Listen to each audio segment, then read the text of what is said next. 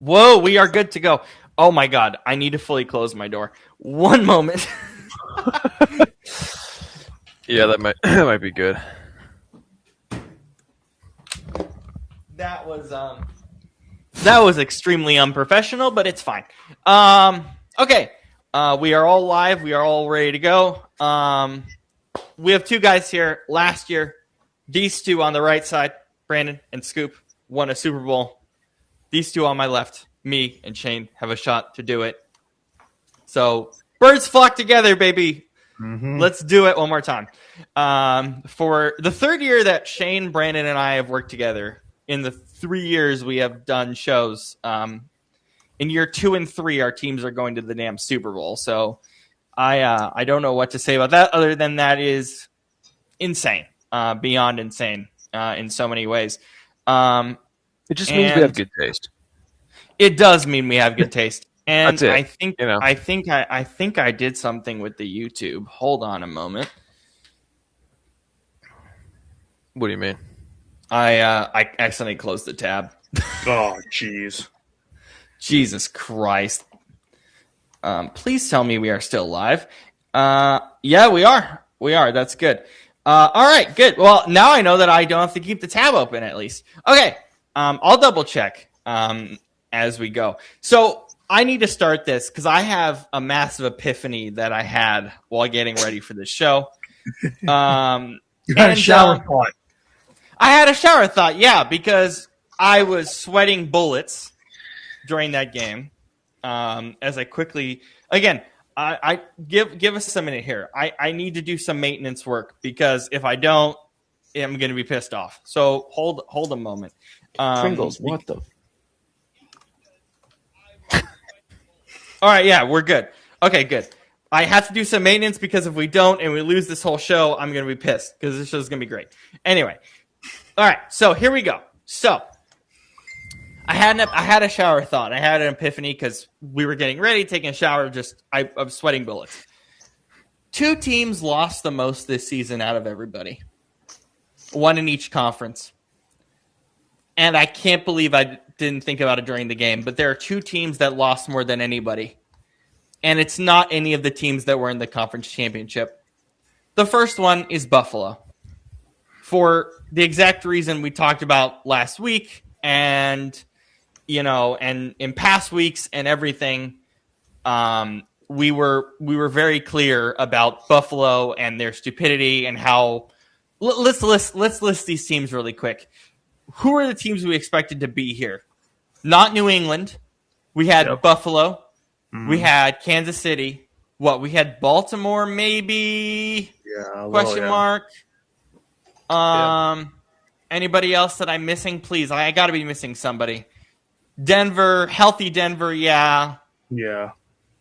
Anybody else? That's probably it. Okay. On the AFC side, right? Only AFC side, yeah. Anybody I'm missing? Not that I can think of. Not the Bengals, right? Because they're never healthy. Not the Bengals, but they were kind of Bengals is a good thought.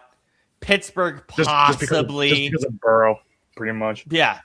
Okay. Because they're a poverty franchise. They are a poverty franchise. As we get cat cam, I scoop here. So Buffalo, right?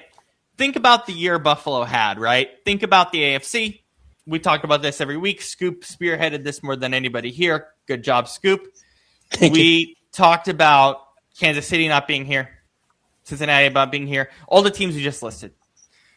Buffalo needs to walk in, and I get it. They fired their coach. They had the worst press conference in human history, which we're not going to have time to get to, which was one of the dumbest things you'll ever experience in so many different ways. It was said all over the internet when it was so bad. The owner's stupid.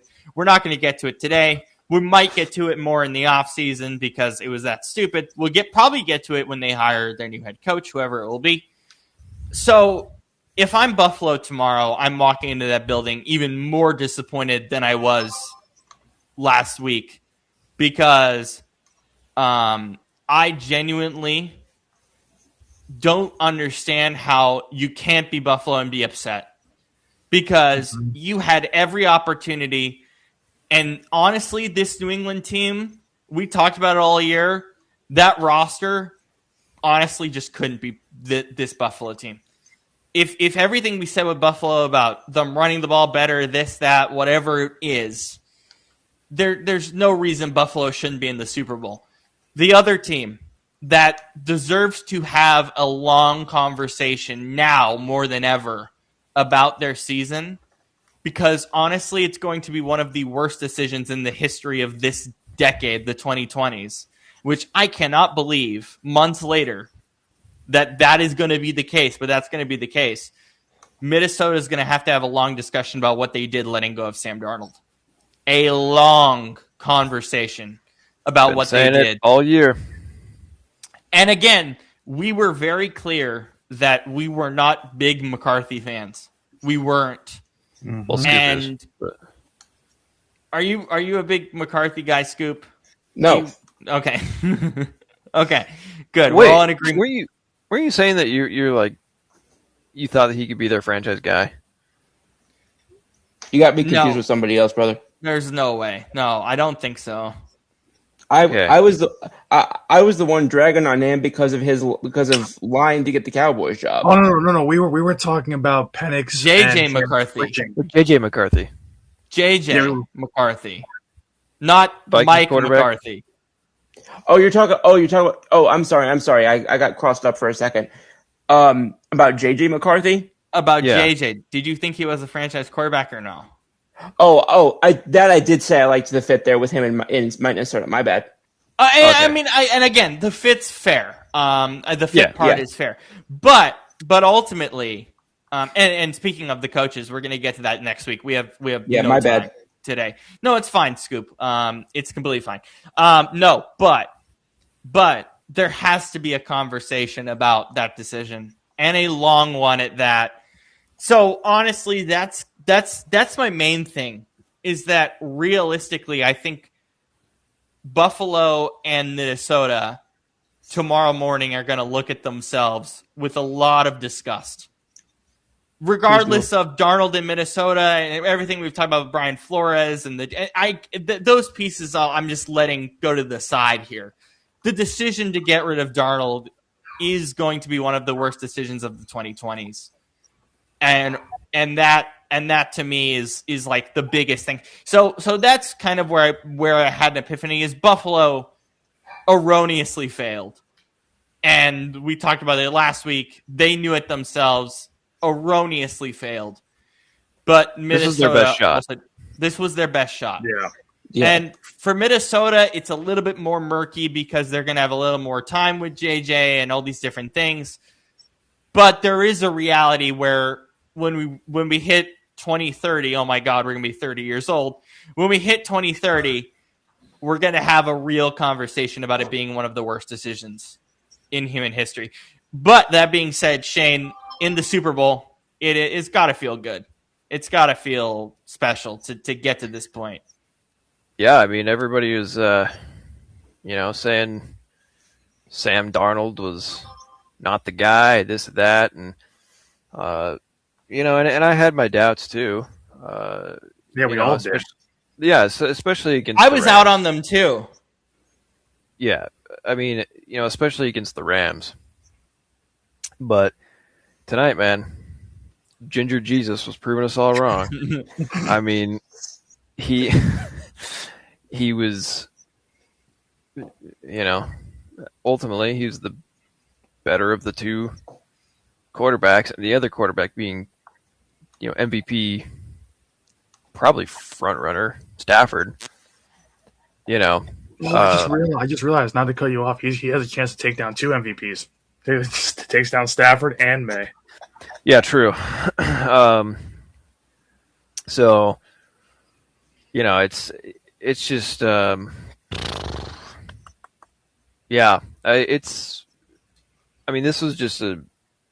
was a great game. The Seattle's DBs are a total liability, but some of them. Wallen. Oh anyways, my God, Tariq. Cut him, please. No, he should have been traded. Something, yeah. they were considering it, and now I understand why. I don't understand why they didn't in the first place. Yeah, no, for real. But anyway, so, but yeah, I mean, otherwise, I think the Rams had the best overall offense this year, and that was on full display today, right? And even though the dogs are happy about it, the dogs and the cats are happy about it. Look at the noise, baby. Even though this Seattle defense is, number one in the league in points, they still had a tough time against Stafford. Couldn't get much pressure on him. Devontae, Puka Nakua, as Brandon would say, they couldn't stop a nosebleed. But at least they did well as far as rushing defense, which was good. But I mean, when you have two of the, in my opinion, top 10 receivers in the league on your team, I mean, that's pretty lethal, so, yeah, but, they got it done in the end. And, yeah, I mean, just what a great game overall. Like, Yeah. It's just division rivals. They were tied in the regular season. These were, I think, in our opinion, the two best teams left. At the start of the playoffs, I did pick the Patriots to win, as much as I hated myself for doing that. But I felt they were the best at the time. But now, after going through the playoffs, I don't feel that way anymore. I feel like these two definitely took another step up. So, yeah, I think the Super Bowl is going to be really, really fun. I'll get more into that in a moment, but and I had Seattle over New England. I said at the beginning of the postseason that the AFC was really hard. I think overall, one of the things that we all said was the AFC was kind of a crapshoot. We didn't really know what to do. But the biggest thing was that I looked at it as this piece where New England was the best coached and Seattle was the best overall team, and that's how I viewed it. But Brandon, one of the things that you said in our chat, and not to brag, but we really hit this playoffs pretty much on the head as a collective. Well, mostly you three as the analysts in this group. Talk about those pieces, because I think to have all these questions going in and all the questions we've said since week 11, I'm going to be real. Scoop and I went on a tirade for, I think, 10 weeks about, everyone's awful. Everyone's shit for some reason. And I know I'm going to get to you, Scoop, on that in a moment. But we got a lot of these things right going into the playoffs. We had a really big understanding about what these teams were. So go there. Yeah, everything that we had known about a lot of these teams since like week 6, we said, okay, if these teams make the playoffs, this is what's going to kill them. For the Rams, we said it all year. It was how bad their secondary was. They gave up deep shots galore pretty much all year. And in this game, it was no different. So, and hell, they literally lost the game because of a last-second PI. Well, not lost it, but it was the icing on the cake. The nail in the coffin. So, yeah. So you had them. You look to the Broncos. Now, regardless, it's a little bit different because we didn't think Bo Nix was going to get hurt.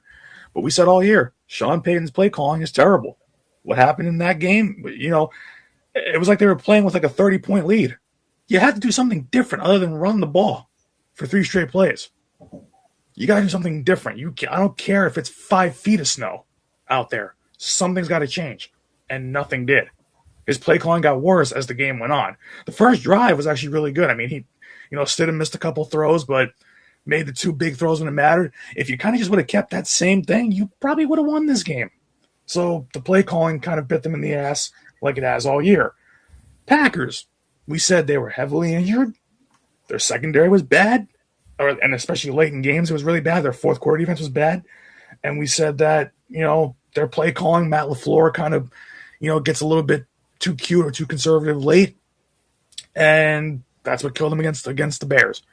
Then you get over to, obviously, Philly is the obvious one, the man that shall not be named. Man is generous. Yeah, the. Oh, sorry. Did I say that out? Did I say that? Did I say that out loud? Sorry. Yeah. No. You should be allowed to, Scoop. This is open ended. You should be allowed to. But then that's true. And then we said with the Bills, what was going to kill them? Moving away from the running game and Josh Allen hero ball, because it's killed them the last 5 years. Sure shit. There it is. Niners. We said all year they were a hospital team. They weren't going to go. They had, and honestly, we shouldn't even lost to them. I mean, we just played terrible football because of the man that shall not be mentioned. So it was the man. It was literally the stoppable. What is that? The stoppable force against the movable object. Not so. It's not vice versa. Yeah, it's it's coughing baby versus coughing baby. That's basically what it was. So but the Niners, it was all the injuries all year. We said that was not sustainable. What is coughing baby? Remember the meme I told you about, the coughing baby? Oh, sorry. Yeah, my bad. Brandon also had to teach me that. I didn't know what that was until very recently. And then he's used to having to teach me stuff.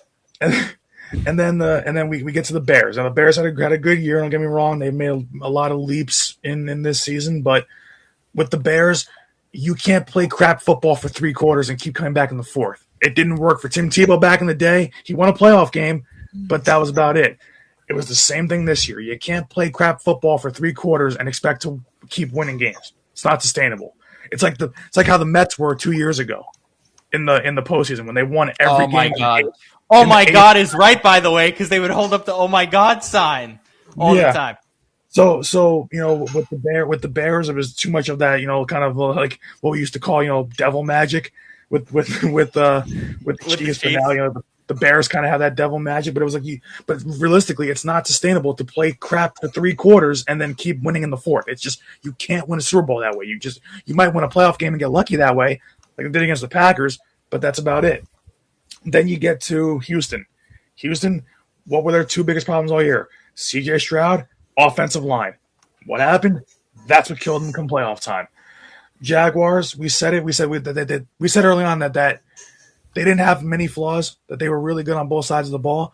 But we said if there was one thing that was going to trip them up, it was going to be what version of Trevor Lawrence we were going to get. We got the bad version of it against the Bills. So when you look at all the teams that we look at coming into this, this whole, playoff season, pretty much, all those teams lost in those ways, basically. You can't, you can't pinpoint, the exact moments, but with these teams, you can see it when they play. You saw it when they played, that what we said all year was right.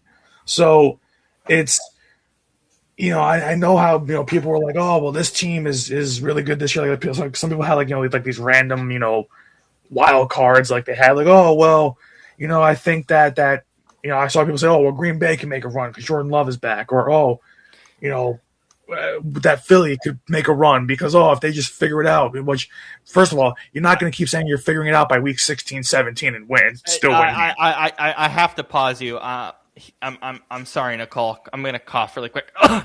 Dallas Cowboys. From week 8 to the playoff, till it went downhill, everyone was like the Cowboys. It's like because they're always doing that because that's what gets clicks. The people who love the Cowboys are going to tune in because they want to hear you talk good about them, and people that hate the Cowboys are going to tune in because they want to hear you talk crap about them. And the division was over. The NFC East was over in week 12. It was over by week 12. And it should have been over 3 or 4 weeks before that. Yeah, and then that's that's where I was like, okay, maybe we do collapse again. Here comes Dallas.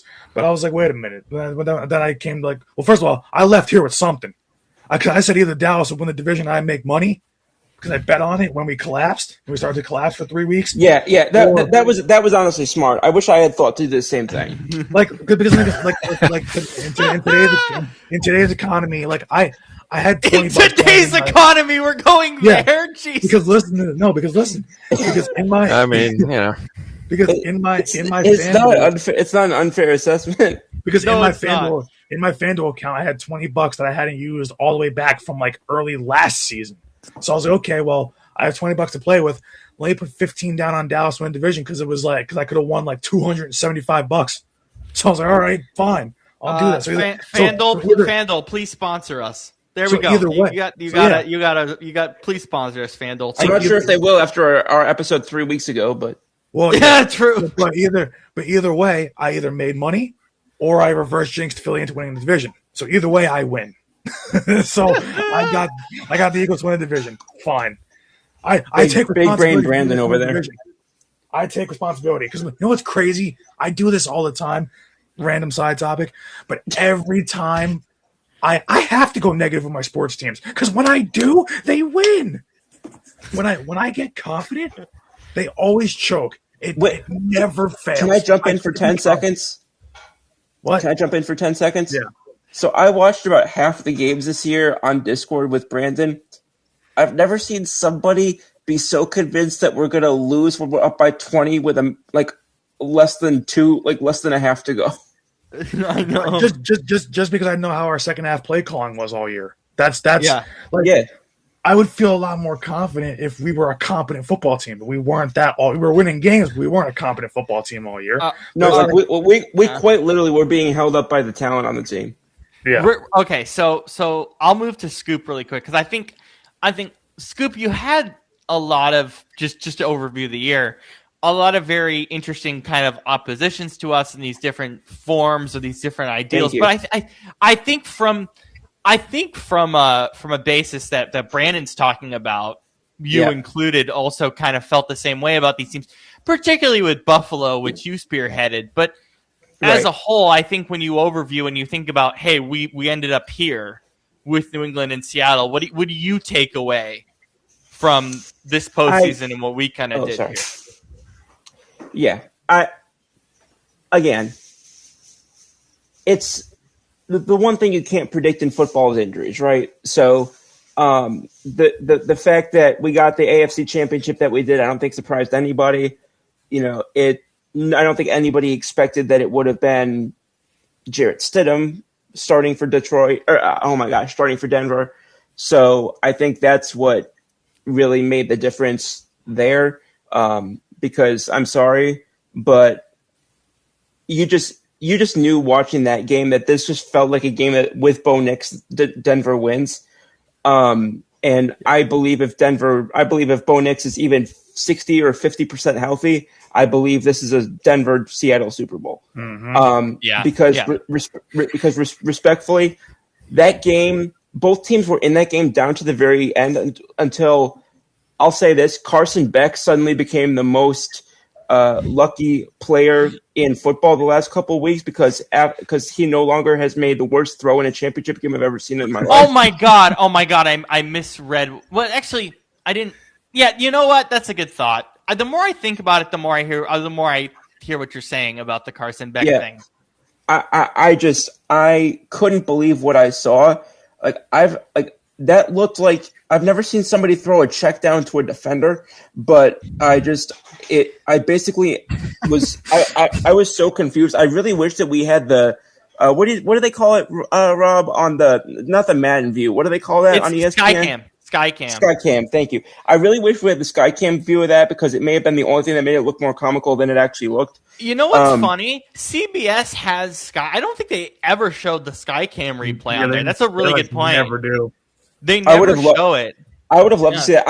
I get all 22 footage, so I'll go and look at that tomorrow because I get all 22 footage because I really want to see that. But I was just confounded by what I saw, and you could tell that if this came down to Jarrett Stidham needing to make a big play, it was not going to go in keep saying Detroit, Denver's favor in all likelihood because he was atrocious against pressure all game.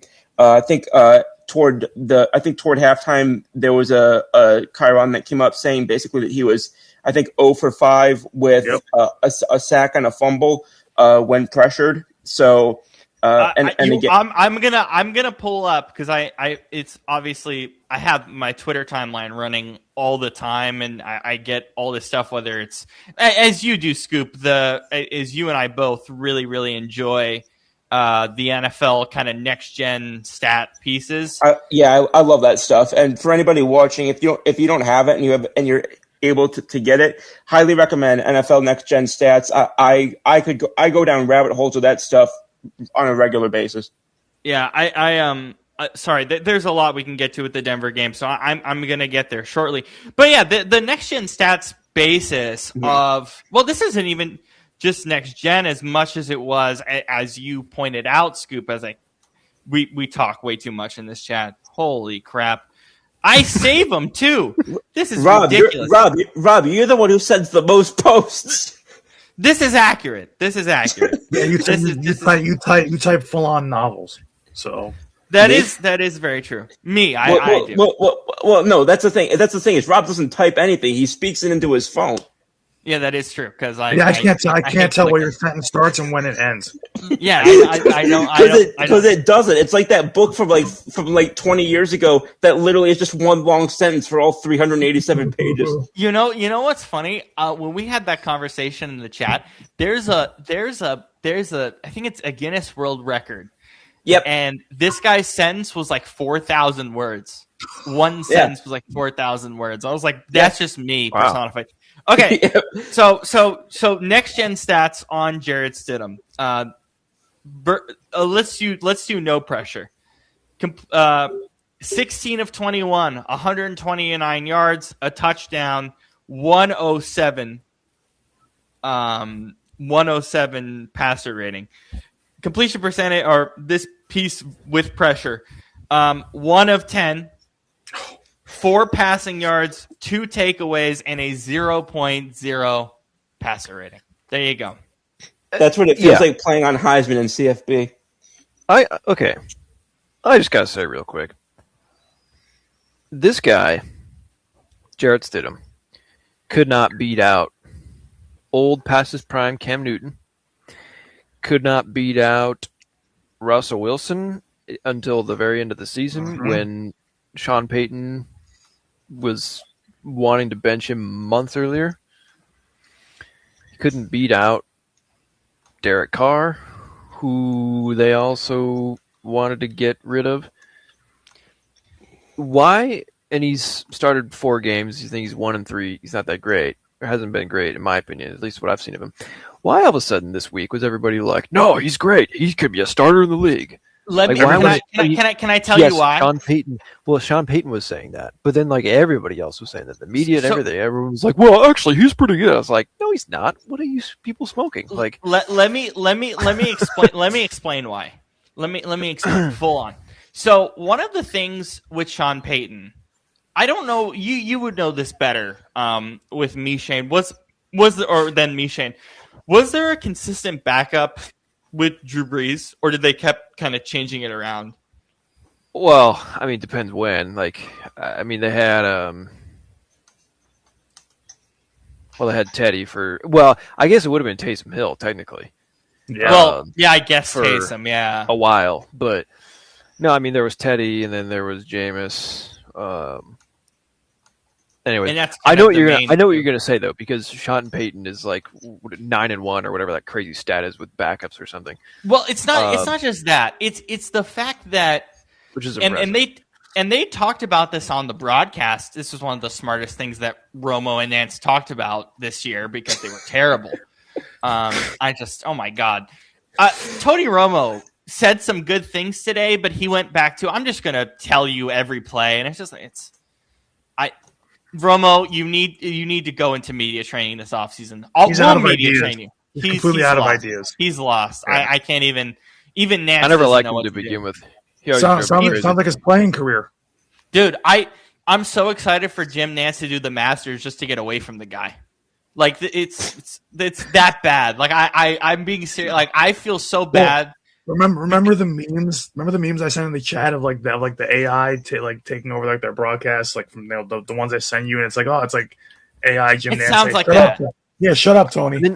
And then you have Tom Brady, who they get a 7-yard pick, and he's like, "Oh my God, did you see that play?" I'm like, "Dude, shut up." I mean, to be fair, I think See, Brady's been good. I like that though. I think like has Brady. personality. So annoying I think- though. Like it gets to a point where it's like, okay, we got it. Like you're excited. This is great. Yeah, I get. I mean, get- I get also why don't you're want. upset with it. I also don't want my football announcers in a championship game to sound like they're like doing like golf. Yeah, I don't want like- any like announcers Romo. at all. Yeah, I'm like, watching, you know, I'm watching that's the game. true. I'm watching the game. I don't need it described to me. See, there has to be a balance. You've said that at least 3 times. There's got to be Because a it's balance. There has to be a balance though, because Romo's got like he's gotten worse over the years, but like Romo's thing is like, I don't know, Jim, and then I don't know, Jim. and then Yeah. Brady has like these random moments over where he's like, oh, like he just like, he goes like, oh, I'm like, okay, like, Yeah, I don't mind that. yeah, but You it's just like, said you don't like it. but Brady, No. Brady, When he just like word vomits, it's like, okay. Word vomit. well, the thing Well, is he like, does. Like Brady must say, "Oh," like every other play that I've noticed it that I've noticed it more this year about like Brady's like excitement, like his O's are literally like every other play. You Like, know, you notice but like a little kid in the candy store. that is funny because to me it's a little relatable because that's how I act when I watch football. I'm like, oh my god, every he other just play. seems like he just loves the game. That's the thing. Well, he Yeah. does. Oh my! Yeah. Could you It's kinda imagine? Could you imagine if they paired up Tom Brady and Gus Johnson? Oh my god, I can't. Oh I my can't. God. I can't place can't who that even is. It's kind of like Gus You guys ever see Gus Johnson's the guy who does a lot of the Seton Hall games for you guys. He, Yes. He's the CFP He guy. does Ohio State football, does Fox football. Yeah, for college. Yeah. I'm bad Yeah. with names. No, there's a lot of Gus Johnsons in sports, by the way. So I understand. Anyway, Wow. Shane, continue. well, and every play-by-play commentator looks exactly the same in the NFL.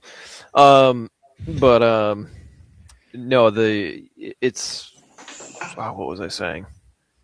Sorry. You were Damn just it. saying No. saying the approach to commentary pieces. I Yeah. hate Tom. There you go. I hate Tom Brady T-shirt. I I don't mind imagine the that, guy. I just I imagine as one of my favorite awards that we give out every year is best commentary crew. I imagine it's going to be more divisive than I thought. So yeah, I'm excited to give that out next week. I just give the best commentary award to my brain for No, watching the game and figuring that out as I go. Oh my no, lord. I wish we could. Honestly, I want to give it to. I think we're gonna make it a mission and give it to Greg Olson's crew. Yeah, thank God. They're that freaking good. Anyway, so I respect what commentators do. Like I always have to preface this because that's something that I want to do. Like I that's like my dream job is to do play-by-play or sideline. Like that's 100% what I want to do growing up. So I do respect what they do, and I understand it's a tough job, and that's why I'm upset with Romo, and that's why I said that. What was it last week? It's like you clearly just don't do your homework, and that's it's just a big issue. Jared Stidham, as Scoop pointed out, I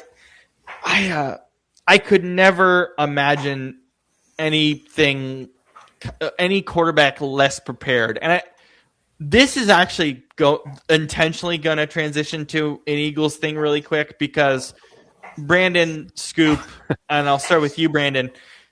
This is because people compare this to Nick Foles all week. It's not the same situation. It's not even close. No. So you start there, and then I'll have Scoop go on that. It's not the same because it's like the media wants to paint it as that going into this game, and it's just another backup taking over for a team that could go to the Super Bowl, whatever it is. But people don't. Some people just seem to forget.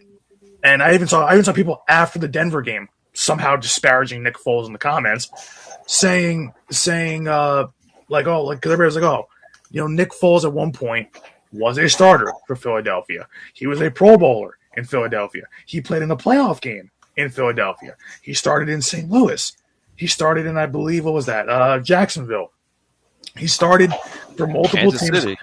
Yeah, Kansas. He Chicago. played. He Everywhere. played many games. He played for many different teams and hell are played you many doing? games. And then you come back to Philly when Carson Wentz gets hurt. First of all, he comes back when Carson Wentz gets hurt. He comes in. He finishes the game against the Rams. They get the 1 seed in the NFC. They win the division. Then he plays, I think, was it 2 more games that season before they even get to the playoffs. So he already had plenty of experience. And also not for nothing, but if anybody ever watched Nick Foles, like Nick Foles had a cannon for an arm, and it was accurate. It was starter. It was starters level cannon arm forever. Like Nick Foles. Like the one thing I can say about at least about Eagles quarterbacks in recent history is I've been blessed to watch so many of them have such a great deep ball because Jalen has it and Nick Foles had it. But because Nick Foles' deep ball was pretty, that thing was a perfect spiral and it was pretty as hell. Yeah.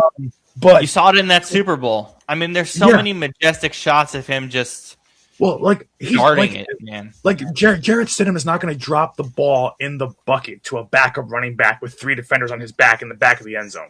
That's not going to happen. Yeah. Like Nick Foles was literally like throwing passes off his back foot perfect over the shoulder to receivers. Like not in the divisional round, but the NFC Championship game. Look at the throws he made against Minnesota. Some of those throws were lasers. That flea flicker that he threw to Torrey Smith, perfect. But in between 2 defenders where only Torrey Smith could get it. Like Jarrett Stidham's not doing that. Like that's not. Jarrett Stidham's started 4 games in 6 years, 7 years. And by the way, I've watched 2 of those starts. He was awful in all of them. Like when people forget Nick Foles had a season where he had 27 touchdowns and 2 picks. Was a Pro Bowler. That's how good he was. Like he has a record. He's tied 2 NFL records. He tied the record for touchdowns in a game, and he tied the record for completions in a row. So like I know people want that good story, and it's a good story to think about, but it's not the same. And then I saw people in the comments on social media saying, "Oh, well, Nick Foles had career numbers for a backup." But okay, but that doesn't pertain to what we're saying about Nick Foles being an actual starter at one point. Jarrett Stidham never was. So it's just, it's a good story. It would have been a cool story to see if Stidham, would have won this game. But like, my God, man, you're asking him to run it. And remember, we talk about how complicated Sean Payton's offense is to run. Oh, dear God. Balls are to run.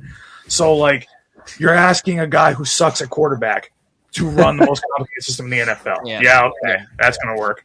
And the thing is, obviously, you're talking about the experience that Foles had, but it's just it matters. It matters. It matters 100%. And I just Scoop, I'm going to go to you on this because I'm sure you're looking up.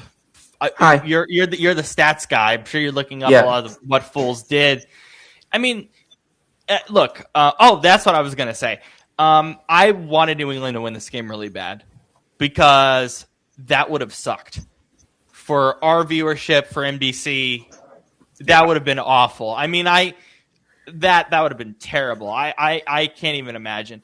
But no, I'm sure you're looking up the statistics, Scoop. But like you go for a few minutes on just how different Foles was in that time in Philly and just throughout his career, because it's just a much different story. I mean, yeah, I think that, and I think that's even putting it mildly. I think that it just when you've got you had Stidham, who he technically had one quote unquote start in his career, but with New England, but it wasn't credited as a start because Drake May started the game, and then after one attempt is when Stidham went in. So I remember that, yeah. So he technically quote unquote didn't start that game, but he essentially played the whole game. But it's just, aside from that one game, which was at the very end of the season, any attention, for lack of a better word, that he's gotten in an NFL regulation game, he's just not had, like, again, I'm sorry, there's a reason why he's been like a career backup, basically, or bounced around. And and I think people were making too much of the fact that Sean Payton basically. I know that they were saying they gave him a lot of money to be the specific, backup. So he clearly really trusts him, or whatever the case may be, and that's great. Like, and I think we can see evidence as to some of that, at least. I think we saw glimpses today as to why that was the case. But again, there's a very major difference between bringing somebody in, and then I'll go back to what your question actually was. My apologies. Please. But there's a major difference between bringing somebody in because you trust them as a backup and, okay, go win the NFC or the AFC freaking championship against the Patriots, against Mike Vrabel, and against somebody who people really like in the shoes following the shoes of Tom Brady. That's all I'll put it that way. Right. But then to go to the Nick Foles thing, I mean, Brandon was hitting a lot of key points. This was a guy that had 6 different teams, give him at least a chance to start one game, and obviously by far and away his most success came in Philly.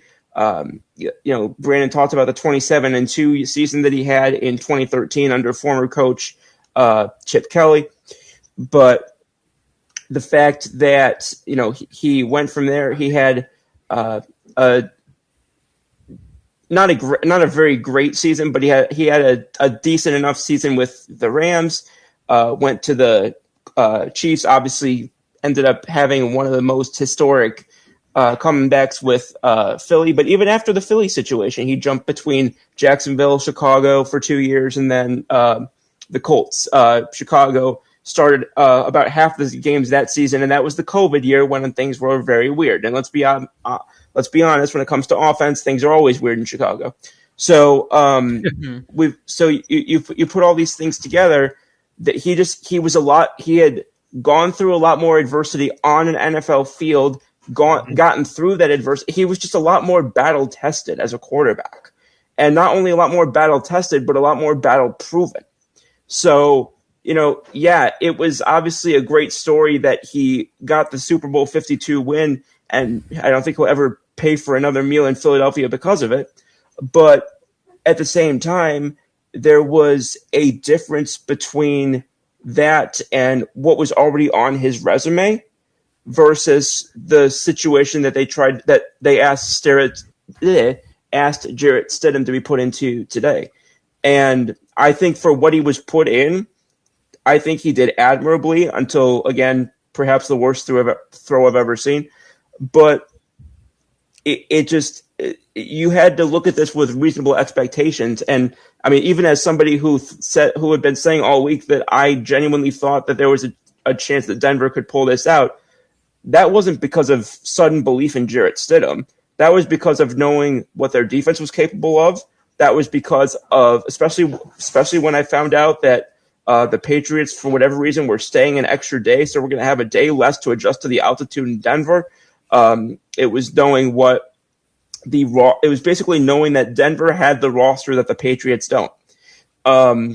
So and right. Again, even if we still like guys even if we do like guys like Seagon and things of that nature, I still don't think we're suddenly thinking that this is a stacked roster. This is a loaded team. I still don't think we're saying that about the Patriots. So I think that I think you had people like me who thought that Denver had a shot in this game, but were doing so for reasons other than suddenly thinking, Jarrett Stidham's got next. Like I think anybody who doesn't need LASIK surgery would have been able to tell you that he definitely was at a decided mismatch for them.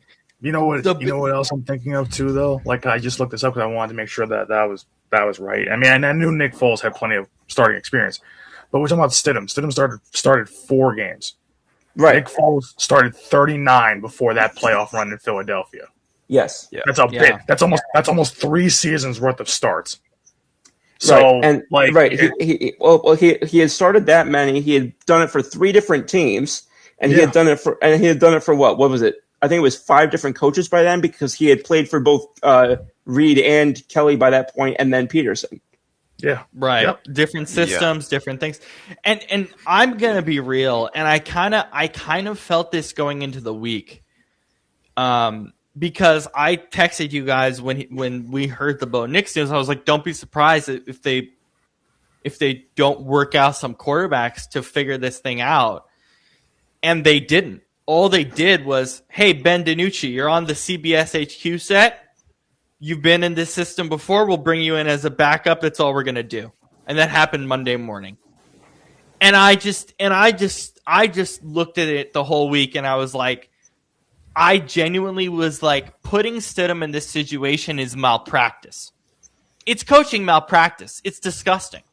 Like, I'm going to be 100% honest. I think it's disgusting. Who else was on their depth chart quarterback-wise? That's it. That's all they had. Because I'm talking non-practice squad, Scoop. No, I know. The only guy they had left was Stidham. Then they brought in DiNucci, and that was it. That's all they did. Yeah. Well, that's what I was wondering. Is like I don't even know who they would have brought in. Like at that point, you're asking somebody basically to do a Mayfield in LA on steroids. I'm gonna shoot out some crazy examples. I'm gonna shoot them out. Cam Drew Newton Brees. was no, he doesn't have the arm for. No, I'm thinking Cam Newton could have gone in and done a better job, even though he's been out of the league for a while. And I don't know about that. I question that one. He's too much of a bonehead. Okay, Because easy what's his famous example. phrase? Easy example. And I don't know why no one has done this year. Ryan Tannehill's not retired. Yeah, he sat in free agency. He sat in free agency all damn year for no reason. That's the one name that I thought they should go after. Unless I'm crazy and he retired No, I at agree some with point you. this year. No. Unless I'm crazy and he hasn't been. The idea that you have a guy with, and I get it, he wasn't great in that AFC title game. The idea that he was available all year long and just sitting on his couch is awful. Like, it's just awful. I don't, and I get it. There was some concerns about, if he was fully back in the game or whatever, he would have jumped at that opportunity and honestly been in a better situation. Peyton Manning. Peyton Manning, no, he doesn't have the arm. And obviously, Brock Osweiler. Oh my god. Brock Osweiler, who's actually pretty good in media too. Okay. So the other thing is, a lot of these retired guys that you guys are mentioning, I have no idea what the protocol is for them to get reinstated during the playoffs. I don't know what the deal is. I have no idea. I think it's much harder than in a regular season. I have no idea. I don't know. But yeah. Aside, so this is the biggest thing that I missed. The Patriots and a bunch of other teams bid for Stidham this offseason for his backup services. And Sean Payton overbid by I think $2 to $3 million. And again, like Sean Payton was one of those people. And if you remember, this is the other piece of it. If you remember Bo Nix's rookie year, that first little bit of camp, I think Stidham was there. I believe, I could be wrong. There was a point at some point during training camp where there was an actual competition between Nix and Stidham. They really did that for at least 2 to 3 weeks. I never got the obsession with Peyton loving the guy. And honestly, I think as a backup, it was fair. But the idea that he would start somewhere, and I feel bad for the guy, because if he won this game, even if he played like crap, he would have gotten at least $30 million from a team and started next year. No. I'm just going to be honest, because teams are that stupid. I'm just going to be honest. And the Nick Foles thing's a little different, but Jacksonville took kind of a leap on him that 1 year that they got him. But this would have been an even bigger. I'm telling you, it would have made bank. I mean, it's Matt Flynn, right? He would have made a ton of money. The most recent example of this would be Justin Fields. Yeah. A Like little he- bit, yeah. He does whatever the first 6 games, and the Jets are like, "Oh, here's 2 years, $30 million." Like, Exactly. So you he know, lost a lot of money. something like but that, again, yeah. but again, I don't know what they were thinking. I don't know what the free agency landscape looked like. I assume Tannehill was available. I'm sure there were some other pieces that were available that I'm not going to take the time to look at right now. To me, Shane, you're a QB coach. I mean, how do you prepare a guy in this? How do you do it? I mean, is there a way It's to prepare a guy for that situation? Like, honestly. well, yeah. I mean, I think ultimately, unless it's somebody that was already familiar with Sean Payton, it's your best bet was still Stidham, as crazy as it sounds, because this is a guy who it's not like I can't think of any particular coaches at the moment, but there's some coaches that really simplify their offensive terms. For instance, they did this with Cam Newton in Carolina because he couldn't figure it out. They seriously, like they oversimplified everything. Yeah, they did, and that's how he started getting good. Is that they literally just oversimplified all of it. But Sean Payton, I mean, if you I know you guys have heard him mic'd up when he's saying a play call. It's all right. 13 Z, Devery Henderson, Chris Ivy, Green Right Nasty, Z Peel Fake Slash, 37 Buster Bluff. It sounds like a white girl Starbucks order. You know, exactly. It's like, I had Starbucks How today. the hell did you have that all memorized? I mean, it's a long story. It's I'm gonna need this story at some point. no, basically you just because NFL play call or not NFL football play calls all follow a sequence. Right. And so it's just some people happen to have more words than others. Jesus. But for example, Sean Payton. But Payton, a lot of times too, it's like he'll say the whole play, X post, Y bite, kill, 53 power, Titan left. right. Yeah. So, which is, Switch the That's play like- call onto the line of Yeah. scrimmage if you need to. Yeah. yeah. So you can get up to the line and say, hey, kill, which that means, okay, now we're going to this play. Anyways, And by the way, Stidham did that a lot today, like a lot. yeah. Yeah. So, that's, I think getting somebody brand new to try and figure that out in a week would be a little crazy. Unless it was, like you were saying, Baker Mayfield to LA, who has eidetic memory. Then okay, maybe that could work. But And they drilled him. Like he told the story. He like landed in LA on like a Tuesday, and they drilled him Yeah. for like 2 days. Remember that famous video of Stafford and Sean McVay was just going. He's like, all right, enough. I got it. I know what I I'm got doing. he's still going. He's still going. Yeah. I'll find the video right now. It's such a great But- video. Anyways, yeah. So, when you have a coach who has that complicated of play calls, it's like you don't like. I don't think you're going to be able to get somebody in that short amount of time who's going to be able to figure all that out. So, Yeah. All right. Here's the.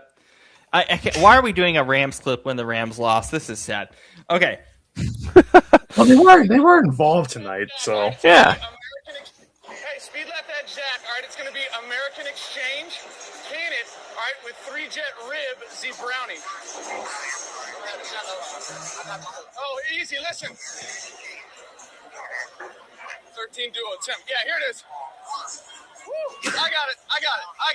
Please, stop.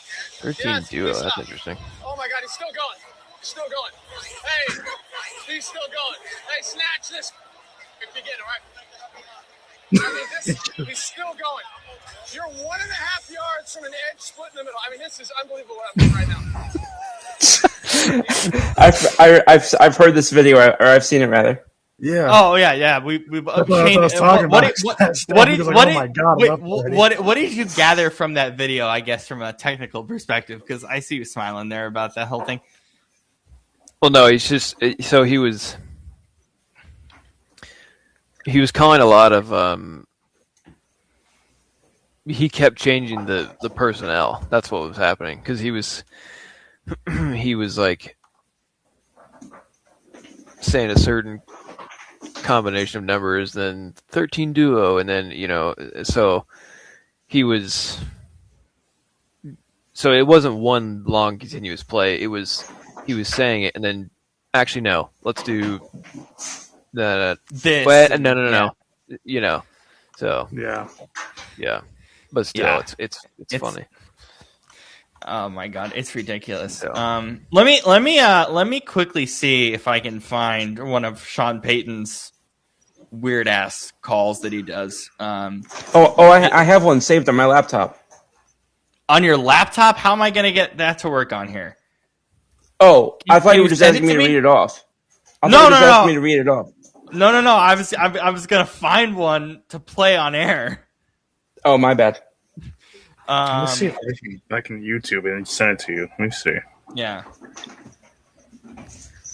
Like there's one that's just insane. There, oh my god, I searched it up, and it was and it was Sean Payton's play call being irritating. That was the first thing that popped up. I've typed that a handful of times. Here's Drew Brees explaining how the play calling works. Yeah. I love this. I think this is the most fascinating part. Drew Brees played for Sean Payton for 14 seasons, but he still remembers what it felt like when he was just learning how wordy and complicated Payton's offense is. Man, your head's spinning just to get the play call out. Example of that would be like green left twin, Z short tight, pass 37 Buster Bluff, naked right, Y fluty sting, X spear, kill, 53 tight and left. I remember looking at what I thought was gibberish, and it was a completely different language than I had learned. Stem to queen, fix right, no brainer freeze, alert the cheese. The first thing I ever learned when I got this offense is you have to memorize calls. By the way, he only calls it one time, so if you miss it the one time, you better not go like this or he'll freak out on you. Drew Brees. So there's that. Shane, do you have anything to say on that? Because that was Chase Daniel, the longtime black backup at the beginning of Drew Brees' career. I can't even speak. It's. I mean, every team uses the same. There's like the generic terms teams use. We're so God. Man. teams use for pass concepts. Like earlier tonight, I was talking about mesh, right? So like every team is going to call it something a little different, like so just so that way they can call it out, like at the line of scrimmage or wherever, and defense isn't like, oh hey, they're running mesh, Instead, you might say like Jose, then they're like, "What's Jose mean?" Or what? Not Jose, but just like it could be anything. Ice cream, could be zebra, whatever. I don't know. So yeah, no, that's so that's what all those different terms are. That's like, what's that supposed to mean? Same thing with like what was it? Brian Dable, when he was quizzing Jaden Daniels on the whiteboard, he says 64 Charlie, and it was basically just a crosser pass. So then they called it Charlie. So it's just stuff like that. Yeah. Can I ask a question? Yeah. Yeah. What the hell does alert the cheese mean?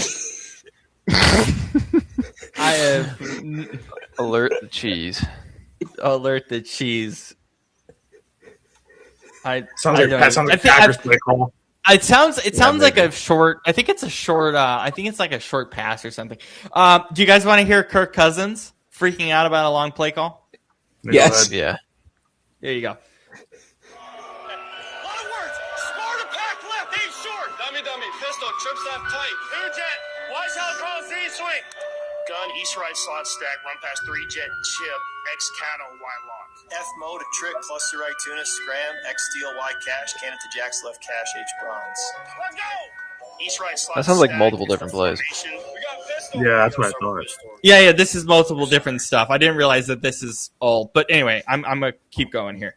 X steel, Y cash, cannon to jacks, left cash, H bronze. Let's go. East right slot stack. It's the formation. We got pistol. You got to start with pistol or gun under center. All right, here we go. Watch right tight. Formations. Trick would normally That's be easy. a 3x1 set. Tells everybody kind of where to line up at. We're not just going to line up in, we're going to F mode to it. So it's F mode, a trick, cluster right. Tag what the play is. Run past 3 jet is the And protection. then from there, I have to think about the reads. Unless I change the protection. Other tags on top of that, they were telling certain guys what they're doing. We want him outside of Justin Jefferson. Usually Kelsey, he's going to run thick when we lock You it. say Y cash, the Y's on the And then the chip is just a little extra Z protection. would be over the ball. Taking the deep cross. Flip it back out. Down to Adam. That's why this play call get a little long. That's simple enough. Play call's getting a little long. Thank you, Netflix, for that. No, but as you see, it's just long gibberish that most people wouldn't fully understand, which I think is just fascinating, honestly. Overall, There is That- a structure though that you learn, follow. you know. And then once it's one of those things where it's like it sounds complicated, but then once you understand like what everything means and how it goes together, and it's like, you know, Yeah, and, Well, Because one of the things. Sorry. No, please go, Scoop. Well, I was going to say, because one of the things that they say, which makes a ton of sense, is that, each position group or each, person involved in the play call, they listen for a specific part, which, Yes, that's exactly what I was going to say. Yep. which makes a ton of sense. It's just, for me, I'm thinking of as the quarterback, I'm thinking like, they don't get to just listen to one part. So I'm just thinking of that. And I just Yeah, having to that's do what that the for wristband's for. having to do that for 15 years. I don't know how Drew Brees' head didn't spin off. Well, I mean, with the same coach all those years. But Shane, I think what's interesting is we talked about this with Kurt like about a month and a half ago, is him actually thinking as a quarterback, okay, what's my first read? What's my second read? Like it's that also that memorization at the line of scrimmage where what are my reads? And then I have to look at the defense, think about what I'm going to do there. Where's the mic? All these. So there's a lot of stuff happening at this point in time that is in a quarterback's mind, and we just showcased that there. And thank you to What's all the those wristband? folks there. You know how wristband is quarterbacks part wear of like it. a big wristband? Yeah, but I don't know what it does. Oh, it has like basically has different plays in it, like formations, protections, stuff like that. So that as he's saying it, you can kind of look, okay, and then you can just say it that way. Spit it out. Oh, okay. Yeah, it makes it easier. It's like a little like if you ever go take a test and you can bring like a little note card cheat sheet. Yes, exactly. Yeah. It's like that. That's exactly what Oh. it is. Good stuff. Okay, cool. All right, Yeah. Shane, I'll let you finish up this kind of impromptu seminar that we just did because of Jared Stidham being terrible. Sorry, Jared. I'll let you finish it up by talking about why these receivers are so open in this incredible rivalry of Seahawks Rams we've had this year, but also JSN in particular that led Seattle to a Super Bowl appearance. Well, with Puka and Devontae, they were more open just because, not because they were schemed to open necessarily, but because they just were bigger and better than Seattle's DBs. Because the windows were not that big, but Stafford was placing it perfectly, and they were making great contested catches. But JSN, I mean, there were multiple times this year where, today in particular, where there was nobody around him. And a lot of that is, when we've talked a lot about how offensive play calling is about taking advantage of or manipulating defenders to go to a certain area and leave space open. So on that touchdown at the end of the first half, I think was the best example of this, where they scored and it made the game 17-14. And what did I just do? Okay, never mind. So this was what they were in here. First of all, does anybody recognize this formation? We've discussed it before. The Seahawks love it. I would by the way, guys, I would recommend putting kind of minimizing your tab, because I know we're a little jumbled here. Yeah, it's kind of what I have to do because I couldn't even see it, and I'm afraid that my screen's gonna go black because every time I minimize it and I get the full picture of you guys, my screen would just cut out. No, you're fine. I can't think of it. This is flex right, squeeze closed. So this is how they start. As you can see, they've got they're in nickel. Okay, 4 linemen, 2 linebackers, 5 DBs. They look so the field side corner and the boundary corner are about 10 yards deep. So you know that they're either going to be cover 4 or it's going to be cover 2 Oscar. Spoiler alert, it was the latter. So, basically, what that does is it means that these corners are in man. And this particular man is Meg, which we talked about last time. Does anyone remember what that stands for? I did. It's like man, but only in a certain zone kind of thing. Man, everywhere he goes. Yeah, if he goes to the bathroom, you follow him. Yeah. If he goes to take a piss, you go give him a toilet paper when he's done. All right. That's what that part I remember. Zip it up when you're finished. Yeah. That sounds like what you said to Chris Collinsworth. That's how. Jesus.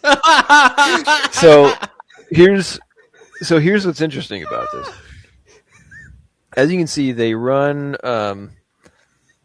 this concept where Barner, tight end, he's the Y. He runs a short out. Cup runs a dig to the medium part of the field. Shaheed, the Z, runs an in, a deep in. Do we remember what this concept is called? Where there's 3 guys going to one side. Yeah. No, flood. It's the Rams' bread and butter, and Seattle used it against them. And I was laughing my ass off. Here's what's unique about this, though. So over here you have the X, which is that should be your 1, no? Your primary receiver. Who's the name? What? That's JSN. Yeah, good. Thank you. Okay, yeah. I just want to make sure we know. I want to make sure we know our X's and O's. Yeah. That's just knowing who the number 1 receiver on your roster is. And sorry, guys, unless you're the Eagles and don't put him in that position, but it's fine. Yeah. Not necessarily. Didn't. Yeah, didn't put him in that position, which is so. He starts in flex right squeeze, okay, but then pre-snap he motions over to like right about here. He almost looks like a fullback. Lined up like where a fullback would be. And then from there, ball snapped, and he runs a pylon corner. Oh, that's right. Yeah. Yeah. I remember this play now. Yeah, Absolutely beautiful play design. Let me tell you why. So these guys over here, it all has to do with these two DBs, field corner and nickel corner. They're in cover 4. JSN is not open in the end zone. Free safety and nickel are both probably there. But Yeah. since Chris Shula was not on his A game tonight, that's not what happened. So, sorry, I'm good. It's Um, right though. It's not wrong. Yeah. So, when you got a guy as fast as Shaheed, field side corner is on him. Remember, Meg. He cuts in this way. He's like, oh, shit. So then he starts running over there. So now, and then nickel Oh corner. my God! There's your eagle sounding, Osprey sounding then- laugh. and Oh then my third God! Nickel's on F, which is Cooper Cup. I love that laugh. By the way, it's amazing. It's the It is golden pretty laugh of America. Oh, I almost dropped my whiteboard. It's careful. America's laugh, is what it is. Oh my goodness gracious! Nickel's on F, which is Cooper Cup. So then he gets drawn this way. Cashman's in this area. So these guys are all covered because they see everybody going this way. So Flood can do one of two things. Either it can create an opening over here because you only have 2 defenders in the area if you're in cover 4, right? That's what would have happened in this case. If it was cover 4, it would have been Barner probably, or running back, who would have been open. But since it's cover 2, instead it's the guy going this way, who's in this case who's open, because everybody gets drawn that way, and then there's just this wide open space right here. Mm-hmm. And Cashman doesn't pick up on it because Cooper Cup is in front of him. And JSN's not exactly the biggest guy. Cooper Cup's like 6'3", so he sees this big dude coming right at him, and he's like, oh, better, do that. And then JSN just kind of sneaks right by. So that's one of the reasons why JSN is so open all the time, is because he's schemed open really well. But he's also, it's not that he's the fastest guy, but he's just, his feet and the way how do I describe it? The way he uses not only his feet, but his hands and arms to reposition his body are really impressive. Because what I mean by that is, and this is something I teach wide receivers and DBs all the time. You can use your arms to throw yourself in a particular direction a lot more than you think. And that's something that he does really well, is he is very deceptive about looking like he's going to take you this way, but then it goes, and being able to just stop on a dime.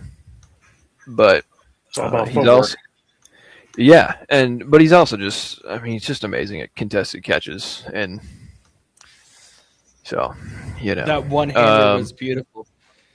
Oh my God, that was majestic. Yeah, Majestic. it was like on his fingers too. But anyways, so yeah, no, that's I think that's just the brilliance of a guy like Kubiak, recognizing that, okay, this guy is clearly our most talented guy out wide, so let's make him a nightmare for defenses. And Can someone please do that for Devontae Smith next year? Not wrong. Yeah, but that's I will say though, scheming a guy open, it's a lot easier to do for the X than it is for a Z. And Is that I'm not just saying field Devontae. positioning?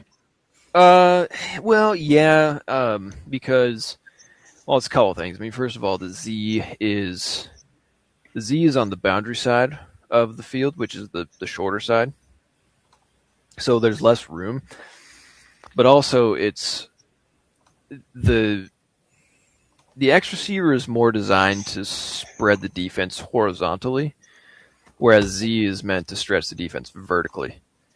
So, it's just like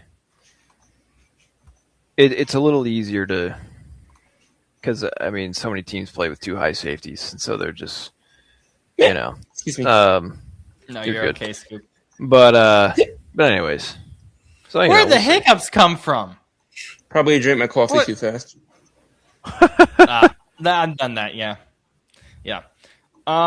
Well, Scoop, to help you out, I'm going to have you lead our last section.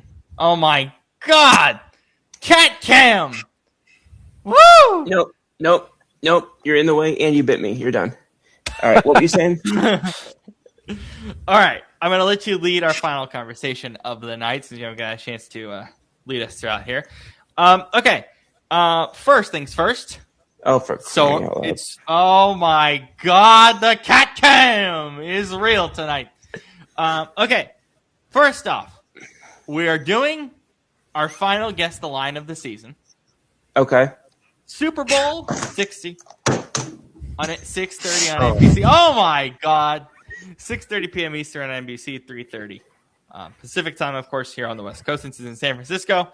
Guess the line, Super Bowl 60. Scoop, what are you picking here? What are you taking? Here, hang on one second, because I honestly didn't hear a word you said. So No, it's fine. Just guess the line for the Super Bowl. What do you think it is? Oh, okay. As of right now, it just opened. What is it? Okay, so I'll go Oh, with... it didn't just open. It didn't just open. It moved. It already shifted. Oh my I'll let you guys god. know. It already shifted. Okay. I'll say Hawks minus 4.5. All right. Who's next? You read my mind, Scoop. That's where I was going. I'll say 3.5. And you know what? Just to be different, because I agree with Scoop, but just to be different, I'll go higher. I'll say Seahawks minus 5.5. This is unbelievable. The opening line was Seahawks minus 3.5. It is now currently Seahawks minus 4.5. Okay, good. So we're all on the same page then. That's Yeah. All right. All right. We're going to add an extra one here. Total points. Oh, God, Over I hate under this. what? I hate these.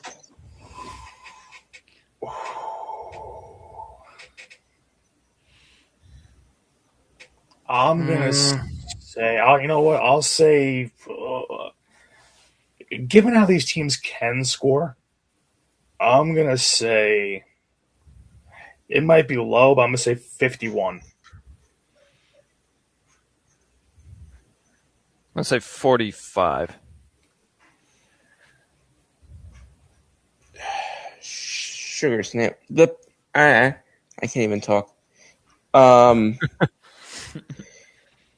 You said total points. Total Yeah. points. Oh God! And what numbers did y'all two say?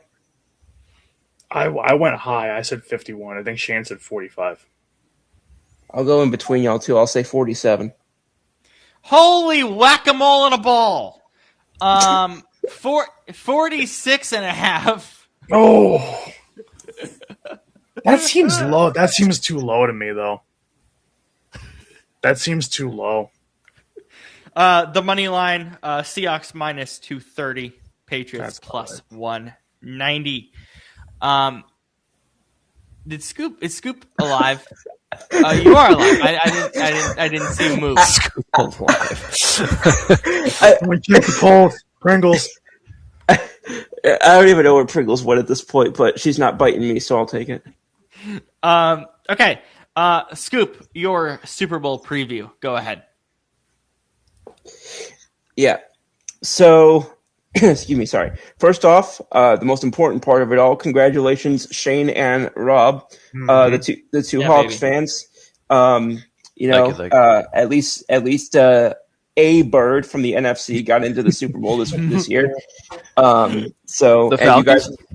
you guys know that it seemed like it a couple times this year. But you guys know, as I was saying all along, if it wasn't going to be Philly, I was rooting for Seattle to get into it. So, but again, and as Rob mentioned earlier, all of us, in one way or another, pretty much said all year long, we were just like, okay, are we actually not out on anybody at this point? Because I mean, even Seattle and New England, I think a couple of us. Oh, I was out on both. I was out on both of them Yeah. in like week 11, Yeah. and then I was back in like week 15. It was stupid. Just when they thought you were out, they pulled you back in. So Yes, Yeah. 100%, 100%. But so in any event, you know, both of these teams, you know, it's and first and foremost, let me say, to use what's kind of become a cliche quote. My apologies, Sam Darnold. I wasn't familiar with your game. Me neither. I'm going to be truthful. Because if you told me 2 years ago that Sam Darnold would make the 2026 Super Bowl with the Seahawks, I would have thought that you had just had a stroke. I was, but again, really impressed with the coaching job by Mike McDonald. We are all fans of Mike Vrabel as a coach. We all think he's one of the top coaches in the game. But that being said, I think that Mike McDonald's going to bring, you know, everything he can to go to try and match Vrabel here. He's definitely the less experienced head coach, but I think that he's going to give as much of a run for his money as possible. We've talked about Kubiak's influence on the offensive side of the ball, and we've been able to see it out there, obviously, with not just Darnold, but who's rapidly become, I think there are arguments to be made, literally the best player in football right now in Jackson Smith and Jigba. Mm-hmm. And again, it's so fascinating because I feel like often you get these teams or these types of Super Bowls where it's the roster you like more versus the coach and quarterback you like more. And Yep, you know, that's exactly what I did. That was the only way I could think of this pro season. Yeah. That was the only way. We've gotten it so many times. We got that with Chiefs 49ers. We got that with the last time we got a Seahawks Super Bowl against the Broncos. You know, we've gotten this so many times in my life, and I feel like we've gotten it again. You know, people may like the Vrabel-May coach and quarterback combination more, but I think most people would agree that we like the roster better for the Seahawks. I think this is going to be a great Super Bowl, to me, it is going to come down to really what do they cause Drake May to have to do with as much shutdown as possible? Are they able to, you know, take away some of Drake May's, you know, best weapons and you know, are they able to make him uncomfortable early? Because we saw it at the end of a couple games recently, we saw that he tends to get a little bit under duress. And while he's still one of the better young quarterbacks we've seen at that, you know, that's kind of the best way to get to him because he's definitely not out. He's not out there with with a depth of weapons where it's, okay, if you just take down one guy, he's still got three other options. They don't have that type of a roster. They don't have that type of an offensive line. You know, we like a couple of the guys on defense like Christian Gonzalez. Quack. Yeah, so we like a couple of his guys on defense, but again, we're really a lot of what they've done the last few weeks has basically been a very Josh Allen-esque, here, go play hero ball, Drake May. So, you know, and I think that he'll be up to the task, but I do think that he's going to have to shoulder a lot of that load himself because, again, none of us have really loved the weapons that he's had on offense, and I don't think that today's game where they narrowly beat Denver, I don't think that suddenly changed it for any of us. Yeah. What's your prediction? Give me score and who wins the Super Bowl. So score. So I did just say 4.5, right? So I said 4.5 with 47 points. So by virtue of that, that would be somewhere around 26-21. 26-21 is I think what I would say. So I'll go 26-21. Seahawks win. All right, Brandon, you're up. What's your preview? I think that one of the things that is going to be really important here, because New England's been able to get to the passer this postseason so far, but what I feel like Seattle kind of has to do, and it's been working, is keep feeding Kenneth Walker. Keep feeding him, because no one can stop him right now. So it's, we were worried coming into this game, what would it look like without Zach Charbonnet? I was like, I'm not worried. It's Kenneth Walker. Do you guys forget who he is? I'm like, Kenneth Walker was a guy coming out of college I wanted desperately in Philadelphia. I just love everything about his game. He doesn't go down at the first sign of contact. He fights for every yard. He's got explosiveness. We've seen that. He has everything you could want in a running back, and things he just fits, Seattle. Kind of like, he's not Marshawn Lynch with the whole beast quake, but he can break 3 or 4 tackles on the way to the end zone and shake people off. And I feel like, I just want to make sure I got the stats right, because I know last game, not this game tonight, but last game he had 6.1 yards a carry and three touchdowns. I mean, listen, it was against the Niners team that was banged up to holy hell, but it's still 6.1 and 3 touchdowns is 6.1 and 3 touchdowns. And then today, listen, it wasn't great late in the game. His numbers kind of plummeted late in the game because Seattle was kind of just, trying to kill a little bit of clock late. But still had a touchdown today. He's got 4 touchdowns in these playoffs. So he catches the ball really well in the backfield. And they kind of have that sweet spot where they don't have to use him as a bell cow, and they don't really do that anyway. But I think that you need to give him anywhere between 15 to 20 touches in a Super Bowl. If you give him less than that, I don't know if you can win. If you give him more than that, that kind of means that Darnold might be a little bit off his rhythm, and you need to kind of reestablish it with the run game.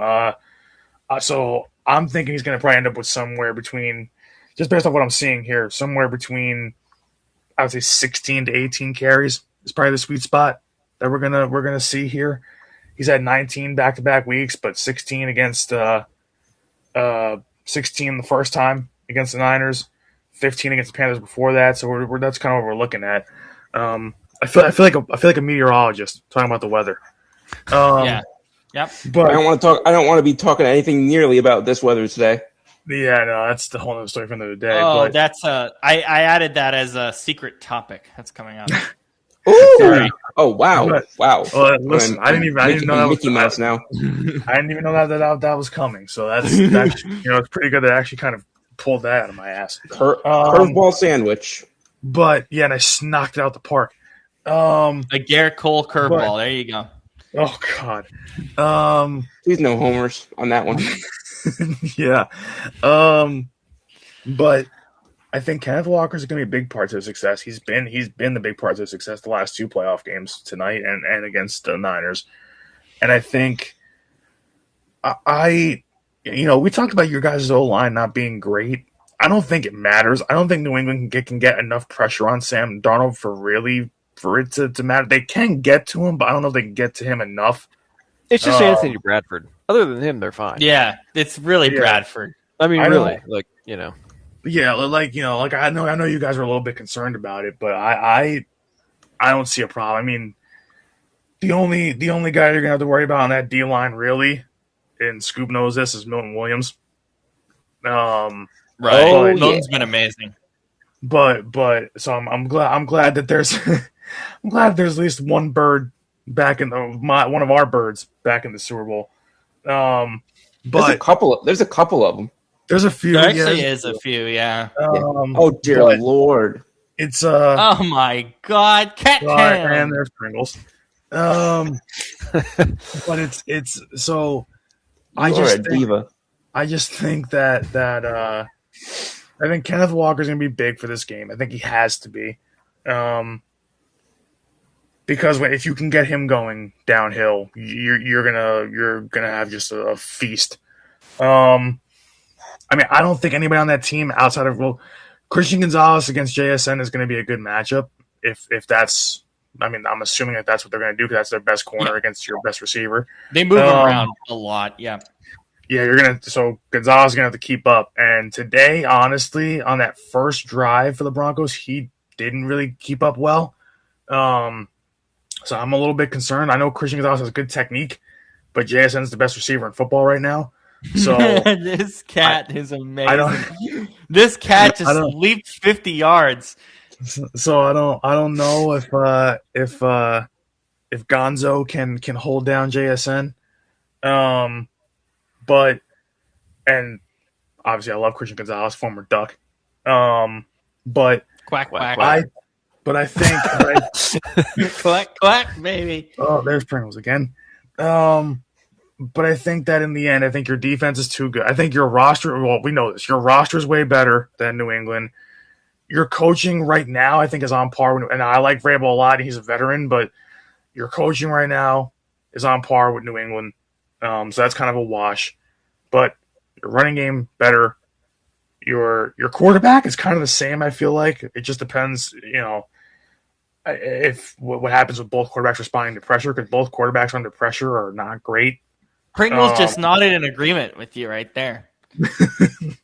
And but what I like the most is, I mean, you guys obviously have the better kicker. That might matter as much as and better punter and way matters. Better punter. It does matter in Super Bowl. That's how Philly lost in 22. Was freaking our punter shanking a kick. So we lost because of that. Bradbury and Jonathan Gannon being a coach, but go on. Yeah, but giving up that field position to the Chiefs also late in that game was a backbreaker. But it's tough because I don't want to say I can't see a path for New England, but they've been bad in this postseason and they've been winning, so that they're playing bad football and still winning, which can be the sign of a good team.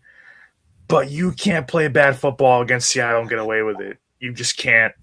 So I think that in the end, I think Darnold's gonna have a good game. I think Kenneth Walker's gonna have a good game. JSN's gonna have a good game.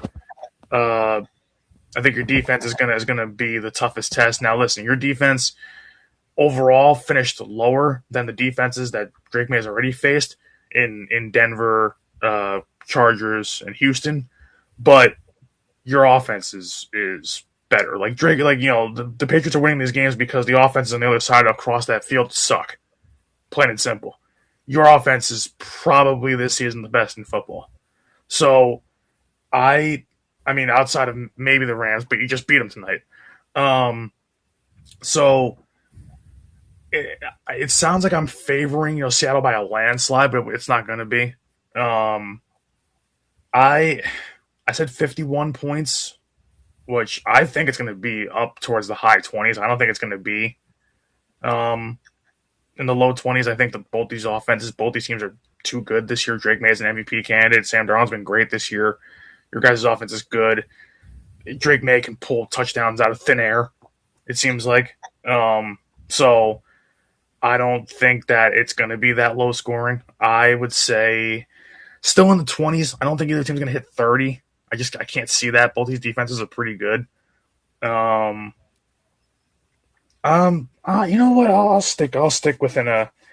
I said 5.5, but I was along the same line to scoop at 4.5. And point total. I think we're probably going to see. I would say 28-23 Seattle. All right, Shane, go ahead. So, I think a lot of things about this game. I'll start with the coaching. I think these are two excellent coaches. And and two fantastic offensive coordinators as well. It is kind of refreshing. For a long time it was like, it felt like offense dominated the league, but now we have two defensive head coaches in the Super Bowl. That's pretty cool. That's a good point. I hadn't thought of that. Yeah. As a defensive guy, I quite enjoy that. But anyways, so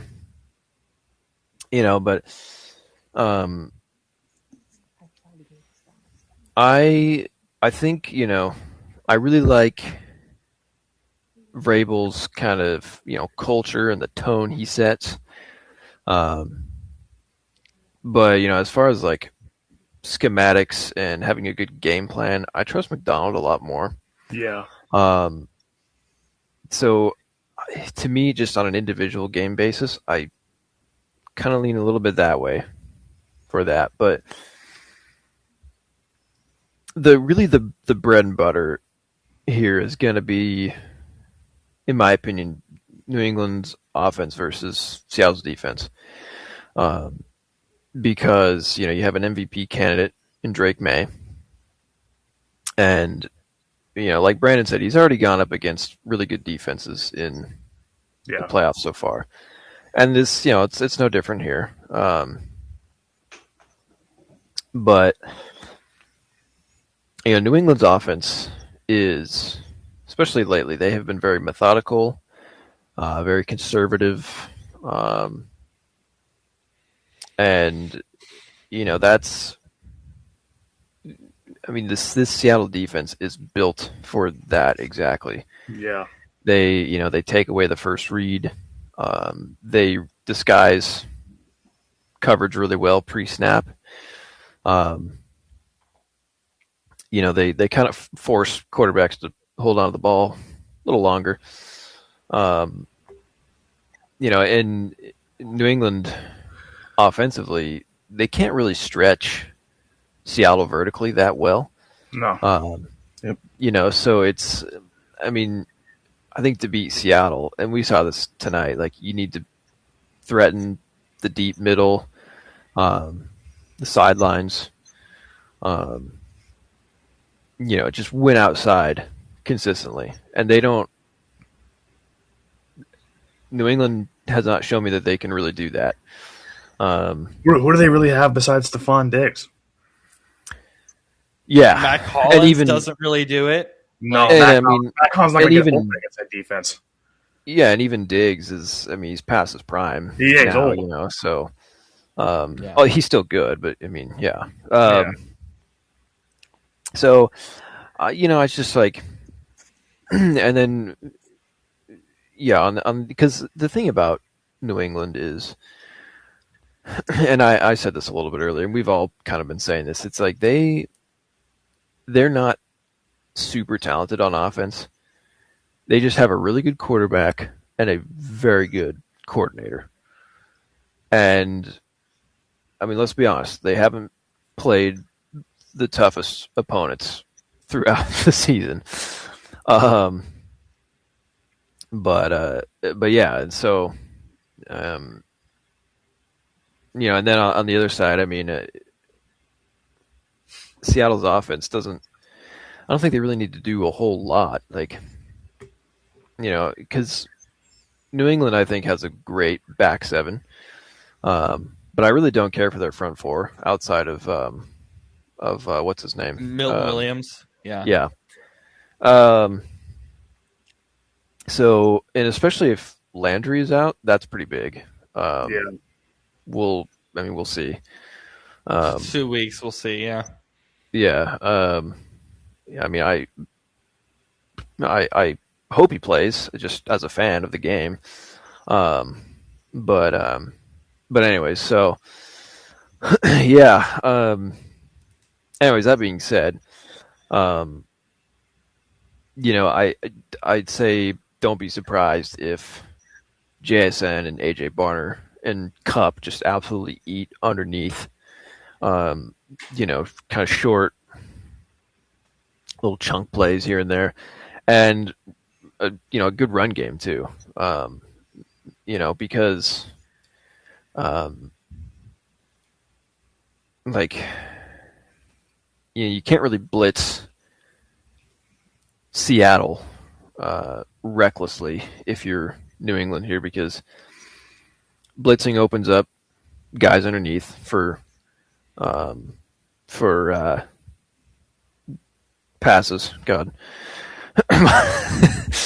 And and against a single high look, there's this guy named Rashid Shaheed on the outside who runs like 22 miles an hour. So good luck. Great trade. One of the best Yeah. one of the best trade deadline acquisitions we've And seen. we thought it was a nothing burger at the time. We were like, oh, okay. Yeah, I can't believe. Yeah, I can't believe it. I mean, Yeah. really, it's special teams where he's made the biggest difference. But Yeah. Right. Yeah, 100%. and even people have been saying it's like, well, he never gets the ball at receiver. It's like, yeah, but he also like stretches the defense so much vertically that it's, even though he's not getting the ball, he's still having an impact because He's leading- damn near like a decoy. Like he's an effective decoy. He's a yeah, decoy, essentially. yeah. Because I mean, Shaheed, even though he's fast, he's not a great separator. Which sounds crazy, but it's true. It's true. That was the case in New Orleans as well. Yeah. So anyways,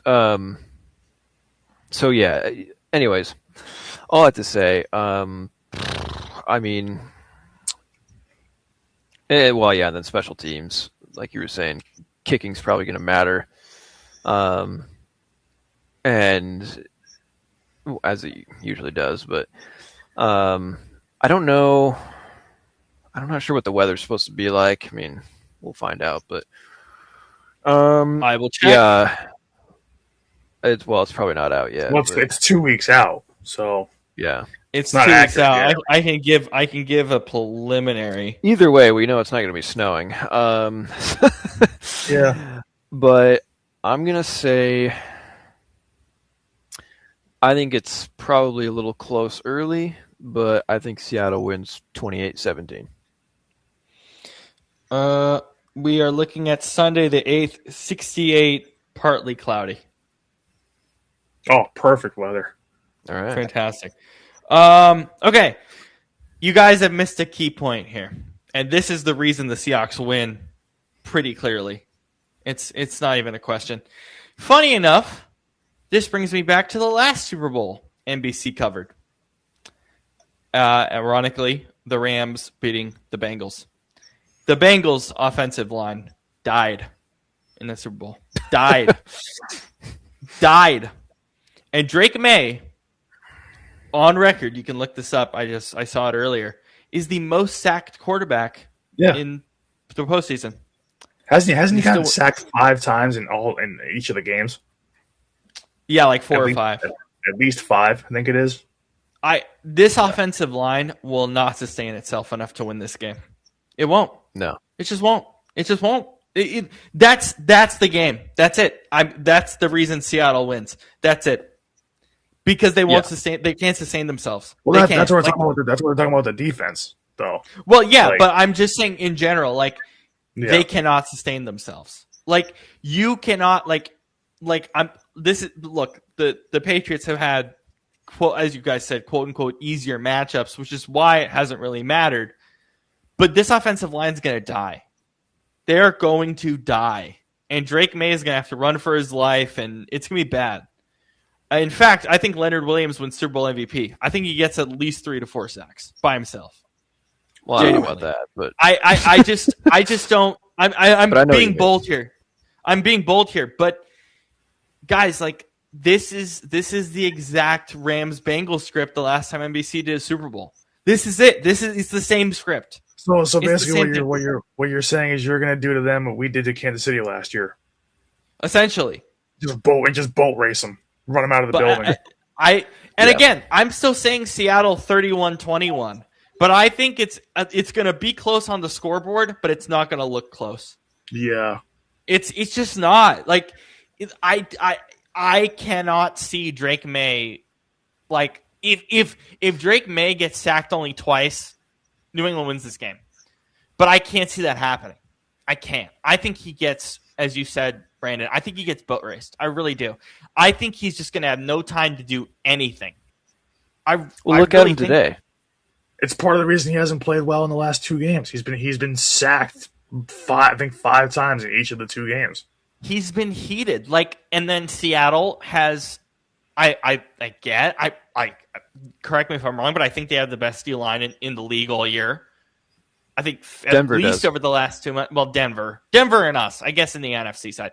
But regardless, Yeah. I don't see how this offensive line survives.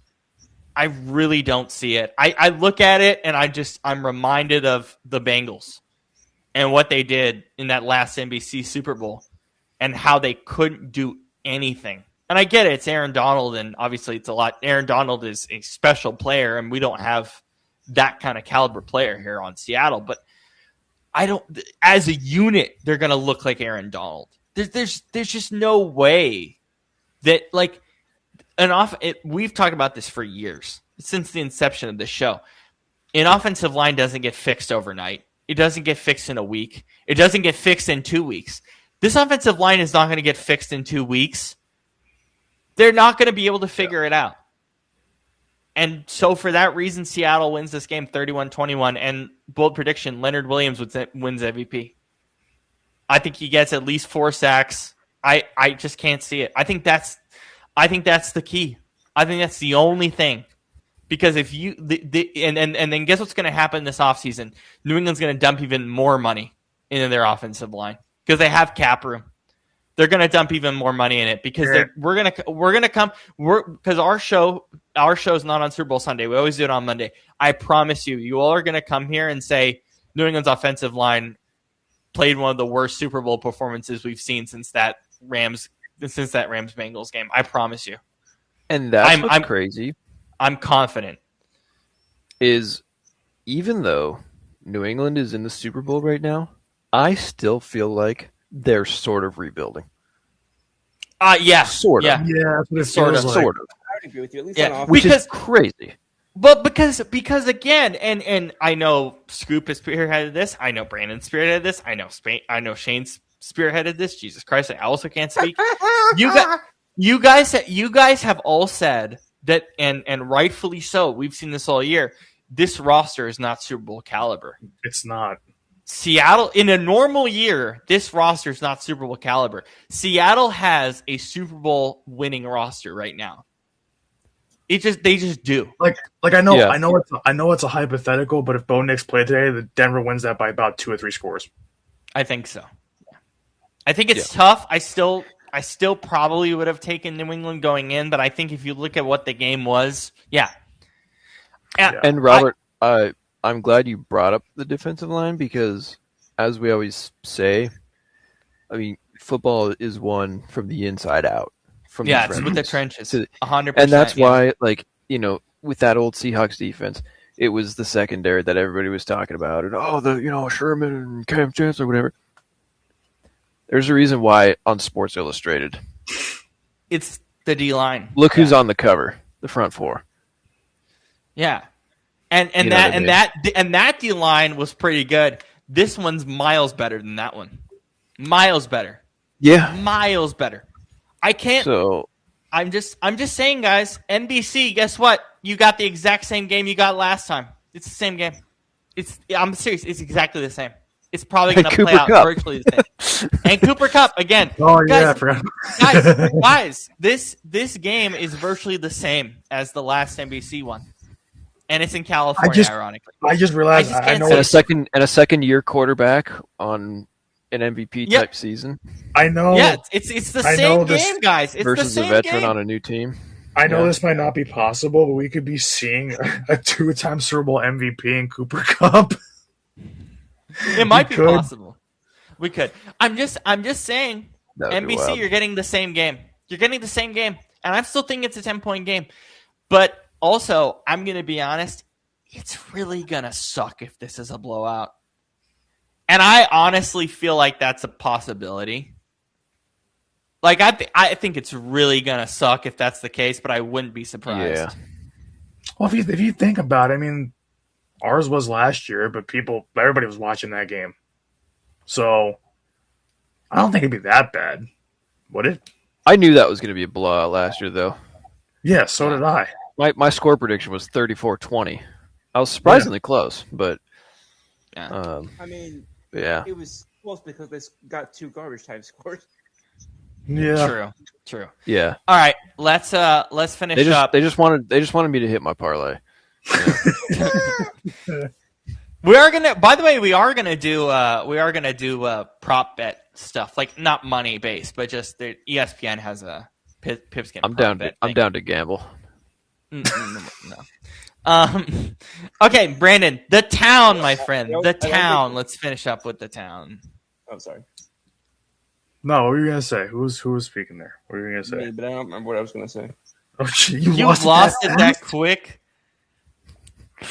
Whoa! Happens to me all the How time. do you lose it that quickly, man? Oh boy, are we dealing with CTE? Yeah. But yeah. So the town, because I've been prefacing this for like over a week at this point, pretty much a week and a half. Yeah. So anytime, let me just say this first and foremost. Anytime you have a movie that's set in Boston, you can pretty much guarantee that one of 3 people are going to be in it. 1 or more than 3 people are going to be in it. Ben Affleck, Matt Damon, Mark Wahlberg. Yeah. This is a Ben Affleck movie. So I don't usually like Ben Affleck, but I remember this movie growing up. Everybody's like, "Oh, like this is probably one of his best performances," and I think it is too. Although it's also not hard for him because he grew up there, so like it's not hard to slip into a natural New Englander accent and all this different kind of stuff. But it's interesting that Wikipedia describes this as a neo-noir crime thriller. It's a crime thriller. I don't know about neo-noir. Some scenes maybe the way it's shot, but not really. I don't see it. Yeah, I wouldn't go that far. Yeah, but like I said, anytime we do a crime thriller, basically action thriller, anything like that, I'm all for it. This is my wheelhouse. This is my favorite kind of stuff. And it's crazy because it's stories like this have been told 1,000 times before, but this one actually takes inspiration from true events, from just literally the historical, the history of the actual place that it's talking about, which is Charlestown, Massachusetts. Yeah. So it's a little bit different that way. They kind of play off the whole, of it being in a Boston thing. It's weird though to kind of see, like, I know Jeremy Renner and Ben Affleck can pull off different roles. It's just weird to see them kind of play almost like a street thug. I don't know why that's so weird to me. Oh wait, where'd Rob go? He said he's bugging. He texted in the group chat. Oh. Yeah. Oh, Either he's way. going. I'm bugging. Okay. We always have this at this point in the night. But Better our tech bugging than us. Then that was me. I think the one interesting thing about this movie that I think is different from others of this genre is the girl at the bank and Ben Affleck's character, because that is not perfect, but that's one of the representations of Stockholm syndrome. And I think that that's really cool that they have a relationship like that in this movie, because you usually don't see that in movies like this. Usually the romantic relationship is outside of whatever crime they're committing, or it's 2 criminals that are lovers, like Bonnie and Clyde type stuff. So you don't really see that kind of relationship in a movie like this, which also complicates things in the movie, which I like. So it definitely muddies it up. And actually, there's multiple relationships in this movie, which is really interesting. Like I like that. Like this movie doesn't do too much like exploration into the relationships, but what it does do is show how just kind of messed up everyone is in this pretty much this square mile town. And it's really interesting just to see that, you know, it kind of takes different forms, but it's almost weird that this movie is supposed to be based on, you know, bank robbery and that place, Charlestown, being the bank robbery capital of the U.S. Of the world. Screw the U.S. But it's just interesting that it feels like this movie is less about that and just more about the relationships that surround it. And not just romantic relationships, but personal relationships between, you know, the four guys that, you know, because they said in the movie multiple times that we grew up together, we were friends, this is how we were raised, like this is all we know.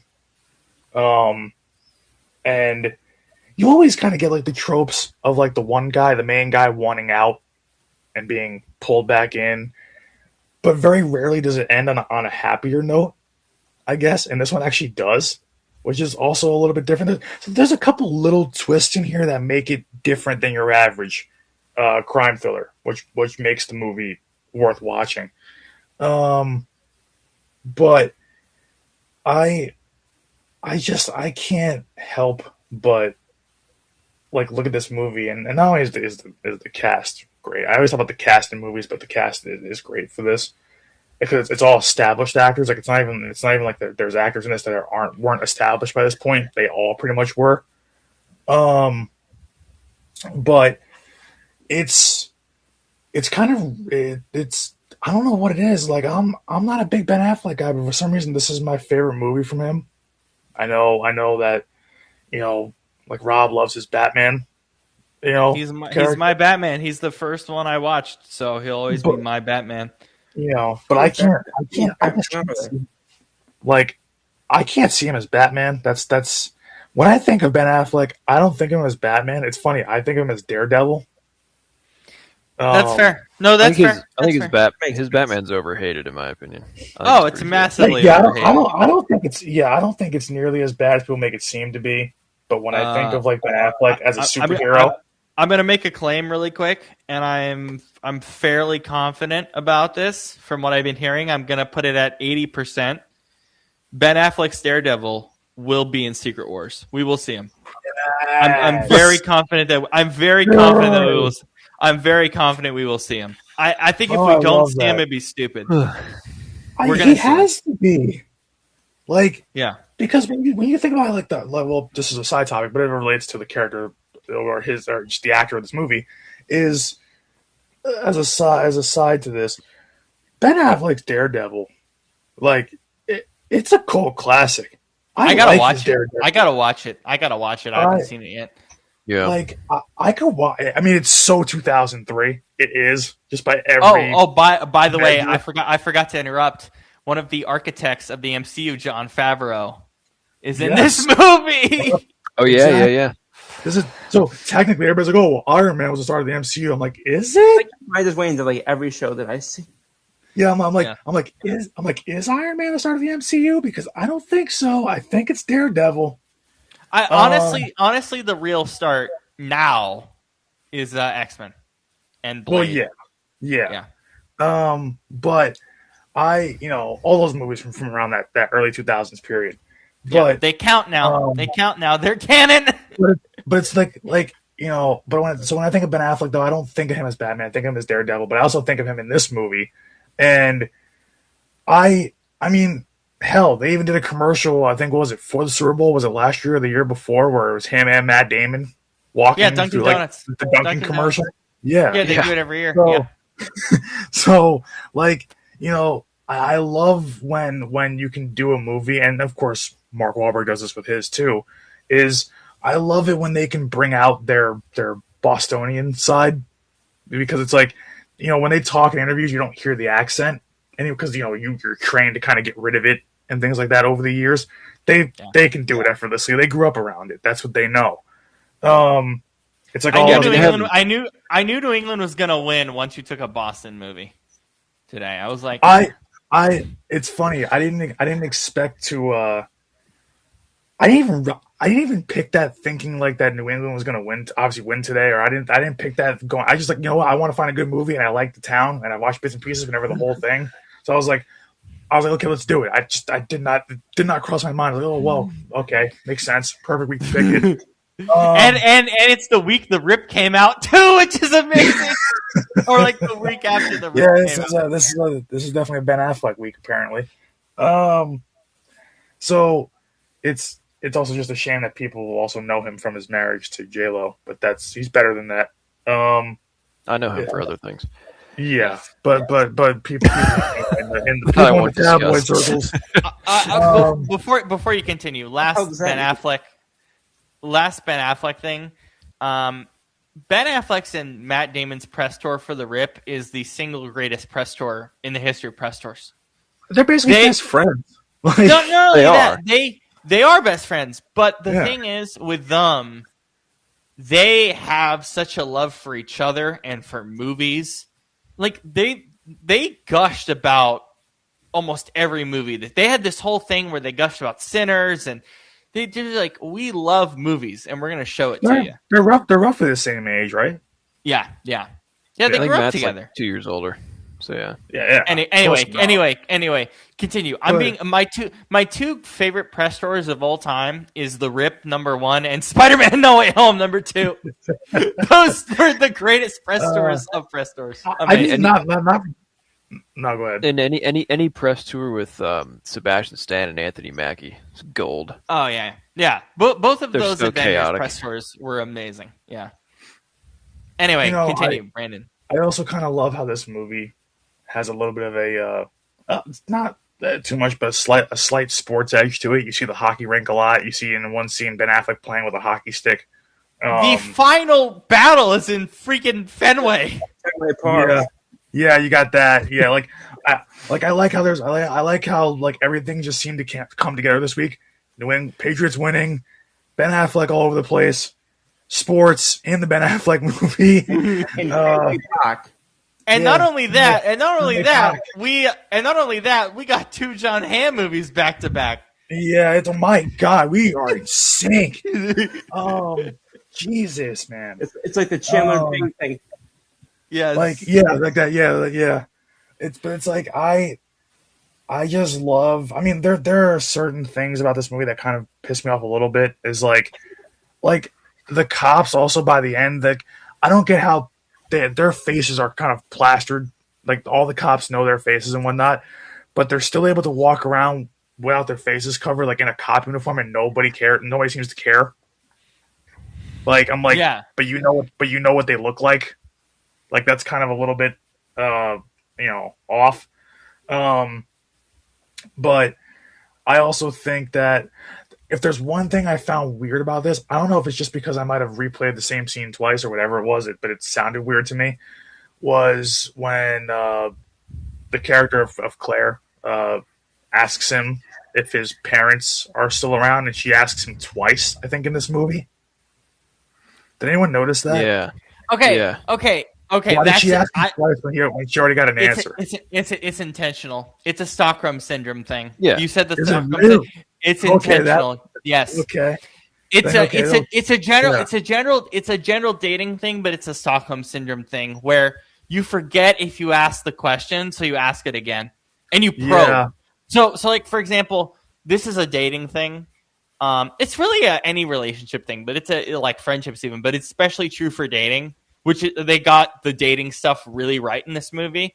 Where so basically when you go on a first date with someone and they're like, they say something like that's a trauma in their lives, like parents. You ask them the first time on the first date, and then you're like, well, what did they go through? Like you want to probe, but you're not going to So probe too hard. Yeah, so we ask it again, bring it up again later. Yeah, you're not going to probe too hard because you don't want them to like dislike you.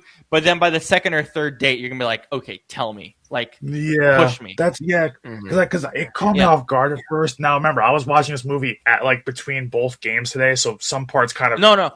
It caught me off. Excuse me. It caught me off guard extremely heavily. And Yeah. then when I thought about it, I was like, "Oh, that makes a ton of sense. It's intentional." Yeah. Now, I should have looked it up because I didn't know about this, but there is an alternate ending to the movie, and Which is I what? want to look it up. I don't want. I don't want. I saw that too. Yeah, I didn't look at it what it was, but I heard that there was, and I want to look it up so I can watch it later. But I think the ending of this also just makes perfect sense. I just think that Oh movie my like holy this- crap. Sorry. The alternate ending for the town is a darker, fantastical conclusion where the protagonist is don't killed by spoil it, damn it! I want to watch it. is killed by a minor character he previously wronged, rather than escaping to Florida. Okay. So yeah, I would have hated that. I'm going to be honest. Yeah. That. Oh, wait a minute. You know who probably would have killed him? Possibly the guy that got gun butted in the bank, the assistant manager. It's Probably. the associates. It's the associates of Fergie, or whatever that guy's name. Oh, is. okay, yeah, makes sense too. I still would have hated it. I really would. Yeah. I mean, I'm gonna go back and see if I can find it because apparently they did shoot it. So I want to. It's see on. if It's they're- on. It's on YouTube. It's there. Yeah.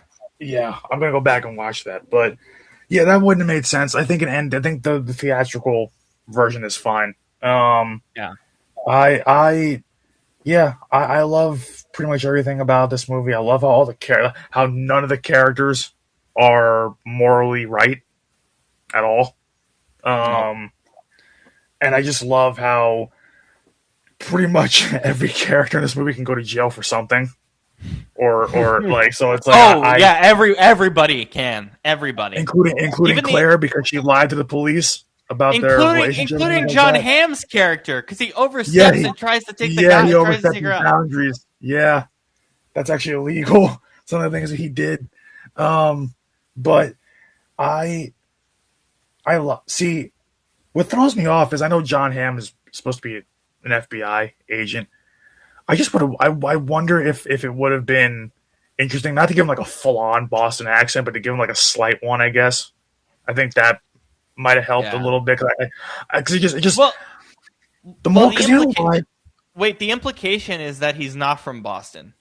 I know that, but I'm just saying like I would just like it if John Hamm could just not play John Hamm in every movie. Everything he does. I just for once in his career, like just please do something a little different. Or hell, give him a Southern accent, give him a freaking Northeast but not Boston accent. Like give him something. Like instead of just like, oh, I don't look at him and think, oh, that's an FBI agent. I'm like, nope, John Hamm. That's John Hamm. Like every time I came on the screen, I'm like, oh, John Hamm is the FBI agent, not the character. I forgot his name. I just thought of it as John Hamm. Because it doesn't matter because it's John Hamm. Yeah. So like yeah. So You're making me in the hungry end- for Taylor. You're making me hungry for Taylor Ham. God damn it! Thank you for calling it what it should be. Thank you. God, I knew I picked a great group of people to do this show with. But yeah, this movie definitely one of my favorites. Definitely can watch it again. Definitely won't get bored of it. Like I said, just a couple things I find fault with. But in the end, I mean, I saw the Rotten Tomatoes score. It has a 92%. For me, this is a 9 out of 10. I'm not going to say 9.5 because there's a couple of things I'm just like, it could have been done maybe a little bit better, and I kind of mentioned them.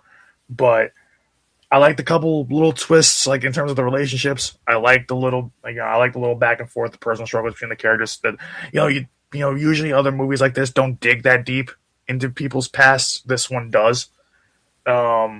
So yeah, I'm gonna give it. If I could go in the middle, I wish I could give it like a 9.2. You know what? Oh Just my because. God, we can't allow that. Why We not? Can't allow that. Why not? Yeah, why not? It hurts aggregate scoring. What do you mean hurt? Doesn't hurt my head? No, because I'm gonna put it near the top. I'm put it in my top 5 at the end of the year. Okay, fine. 9.2. I'm gonna give you it. Take it. Yeah, because I think I give 9, stuff I think 92%. Why can't he do 9.2? yeah. I guess. Take it. So yeah, you know what? I will agree with Rotten Tomatoes on this one. I will got you, give it a Brandon. 9.2. So because you know why I don't like it enough for it to be a 9.5 for it to be like crazy good, but 9 for me feels too low because I would go watch it. See, Pringles agrees. Yeah! Woo! So you know what? Yeah, you know what? For the first time and probably the only time ever, I'm gonna go right in the middle. I'm gonna say like a 9.2. I think All that's right. fine for me. All right, Scoop, your experience with the town. Well, first off, thank you for sending me the link. Oh, you're welcome. Because I had set up to go and watch it, and I was going to watch the wrong movie because note to anybody who tries to watch this, make sure you look up. What? No, it's just the screen. Your whole entire screen was just Pringle's eye. I wish we could screenshot that and make that our background logo. Just Pringles. Here, hold on, I'll pull it up on the YouTube. Oh, that's incredible. But anyway, when I went to watch it the first time, I searched this town, not the town. Oh my holy crap! What movie were you watching? Definitely not this one. Yeah. At least What not the at first, hell but, is that movie? Yeah, wait a minute. No, wait a minute. What the hell did you do? But anyway, so All I can find is the British TV series. Are you sure you weren't watching that? All I'm finding is the damn song by Niall Horn. no, there's a better man. song by OAR. But in any event, This is a TV show. What the hell, man? Oh god. Oh god, man. anyways, Oh crap! It's a comedy from 2020 about a petting zoo. What were you gonna watch? What did you?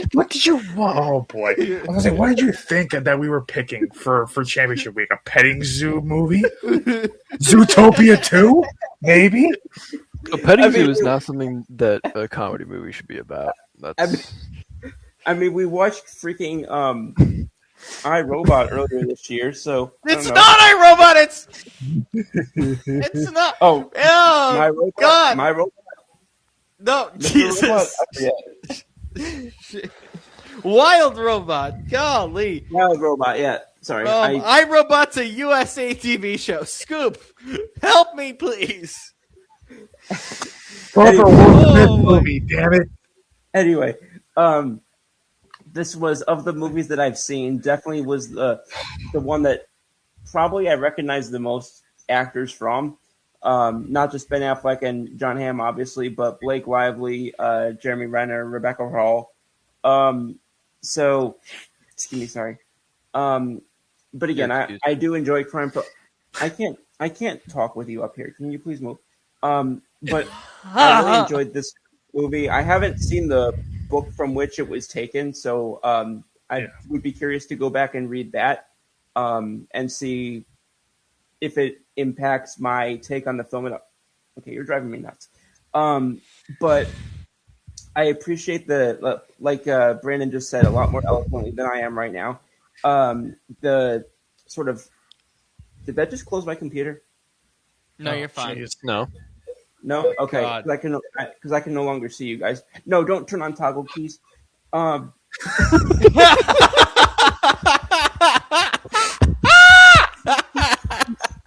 This is great. Oh, Oh, Jesus Christ. you can't bite me. Okay, nope, you can't bite me. I love it. This whole pod is Scoop fighting Pringles nonstop. I'm changing the title of the show. It's the Scoop Fights Pringles podcast. Oh my god! No, it's just my life on a 24/7 basis since the first week of October. But Oh, no, but again, my God. Don't That's all bite right. me. It's not Sports Center with SVP for Scott Van Pelt. It's Sports Center with Scoop versus Pringles. Yeah, Um, that's perfect. it's the please don't bite me podcast. Oh my god. Yeah, seriously. Oh, too late. But Too I- late. What? Oh, jeez. but She is all up in the camera. Oh my god. okay, I can see you guys now. You can see I'm us. not gonna That laugh. was 3 minutes. That was 3 minutes of you trying to figure out how to see us. I could not see you guys at all. But anyway, I don't even remember what I said. I don't think I said much of anything. The movie. But- the No, movie. you did not. The movie. Continue. Go forward. Go forward. Forward. But yeah, again, it's not the type of movie that I have seen like very frequently. Like I haven't seen a lot of like bank robberies where one of the heist people falls in love. I thought with you said I haven't seen a lot of banks. This is the facts. Anyway, I thought you said I haven't seen a lot of banks. I was like, do you live out of the booties or something? I mean, I did growing up. That has nothing to do with it. Oh my god! All right, I don't continue. even know where to go from here. No. But you were saying I haven't seen a lot of bank robbery movies. Yeah, but especially ones that involve, somebody falling in love with one of the, victimized or people on, that side of it. So, I appreciate a movie that, like I think Brandon said it well, where the relationships are present, but they don't it doesn't feel too central to the story or too central to the plot, where it doesn't feel like I'm just being taken on a chase of rom-com city, because this is obviously not anything close to that. But It's the theme, not the plot itself. Right. yeah, exactly. You know what? Actually, but it's funny too. There is some actually comedic moments in this movie that are really good. Yeah, well, that's the thing is I don't know what a neo noir or however you phrase it. I have no clue how to deal with that. I don't know. To be honest. I don't know what that is, but I also wouldn't really know. And again, I know by far the least about genres and films of anybody here, but I wouldn't even really know how to classify this genre-wise for a film, because it feels like it takes hodgepodge elements of several different genres from the way that I interpreted it. Yeah. How would you rate it, Scoop? I'll go. Pardon me. Sorry. I'll go 7.5. And I think that it's probably the type of movie where I could rate it a little bit differently had I seen the book on which it was based or from which it was derived. But alas, I have not. So, but if we circle back to talk about this movie at some point, I will try and do that in advance, because I always try and do that. If I know there's a book and a movie connected, I always try and read the book first. So I would be curious to see if I see this film any differently, literally and figuratively, based on having that knowledge in my rearview mirror. But Brandon, I enjoyed this pick, especially once I figured out exactly what I was supposed to watch. All right, Shane, go ahead. Yeah. So He doesn't even know where to go from here. this was, I think, my third watch of this movie, if I'm not mistaken. There's a lot of good things here. I see. I mean, I don't fully agree with it, but the neo noir is kind of, it's supposed to be describing. It's mostly for cinematography. Yeah. For camera shots where there's a very high light and dark contrast, and like in an urban setting, which there is a little bit of that in here, but it's a lot of there's a very consistent blue color palette, which you see a lot in like newer crime dramas, like in the show Ozark. I don't know if you guys have seen that. That's like I've seen Yes. bits and pieces. Yeah. Yeah. that Yes, show same is here. very, very blue. Yes.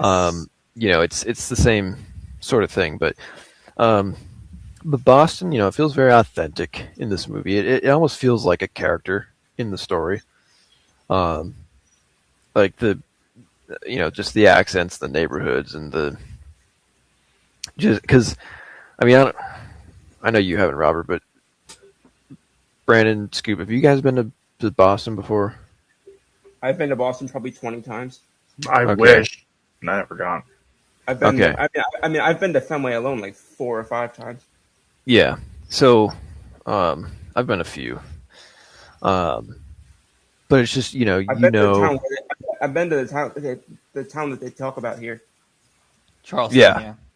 Yeah. So, you know that it's like there's very much a unique kind of attitude they have there. Oh yeah. And it's, you only really notice it like when you're there, just in it. And this film very much captures that. It's like ingrained in the story. It's not just kind of there. The Departed does that too. A Yes. little bit, yeah. I would say Yeah. that. Yeah. Yeah. Yeah. The more I think Um, about it, yeah. Another movie that does it is Ted, which is kind of ironic. Mark Wahlberg, baby. That- Mark that's a- Wahlberg. That's a comedy, but Gosh, I wonder why the bear literally like. Have the you bear not literally- watched Ted? That's what I'm talking about. Yes, I have. I've seen 1 and 2. Good. Thank God. Okay. We don't have to cover that in the That- pop culture pod. You that don't have to I'll do rewatch that. that film. I don't care. that carries or that film has the the fun side of Boston. Anyways, Let's I, smash the computer in 100 pieces and put it at the bottom of the river. yeah, we gotta bury it in the harbor. Yeah, no, Oh god. I Let's just invade Poland. What's the name of the voice actor who played Seth him? Seth MacFarlane. MacFarlane. He's a family guy. Yeah, he's the one who does the fat guy from Family Guy. there was. The fat guy from Family Guy. Hold on. What the? I mean, you're not wrong. What's his name? What did you just say? Not Peter Frank, I Griffin. Peter Griffin. Are you kidding me? It's Peter Griffin. Brandon almost swallowed his water. Oh, Lois, what the hell? Is that about? I've never heard someone describe Peter as the fat guy from Family Guy. Oh my god, dude, what the hell? He plays a lot more than just that character on the show, too. I know, but he's the one with whom I associate him. Oh, The my fat God. guy. Are you kidding me, Scoop? But What? yeah, Boston. Get back to that. Go. Yeah. Oh my Um, god. Did you actually spit out your water? You were close. I was close. I held that in so hard. All right, Shane, continue.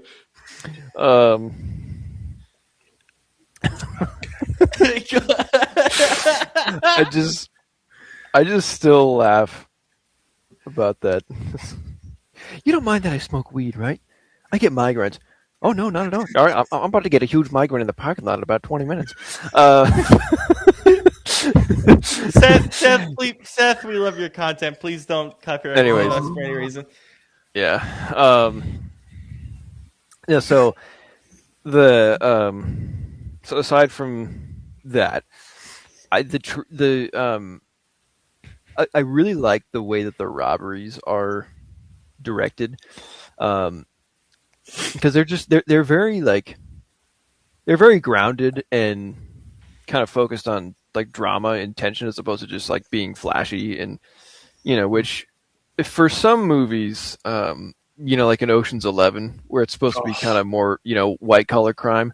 Yeah. I think it works for that, right? Because it's, it's Vegas casinos. They're very fancy. They're wearing suits, But this movie, it's not really like that.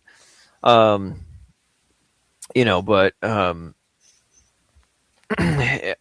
yeah, and I mean, there's great themes, and I think that's the biggest reason for like the whole, love sub, B plot.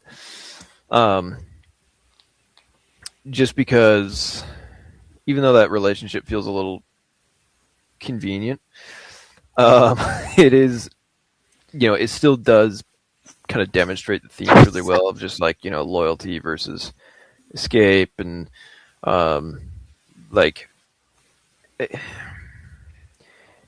it's just like I guess, whether you can really outrun your past, and Yeah. and I think it's good pacing. I think it balances the kind of the crime and the romance and just like the overall drama pretty well. And I think really, I mean, Affleck, I mean, he's a good, I don't think he's an amazing actor. I think he's a good actor. Yeah. But I think he's a great director. I think directing phenomenal. is, I think he's a much better director than he is writer. Those Can that I ask you? do Can I ask? teach. Sorry, Brandon. What did you say? I said those that can't do teach. Yeah. Shane, do you mind if I interrupt and ask you a question?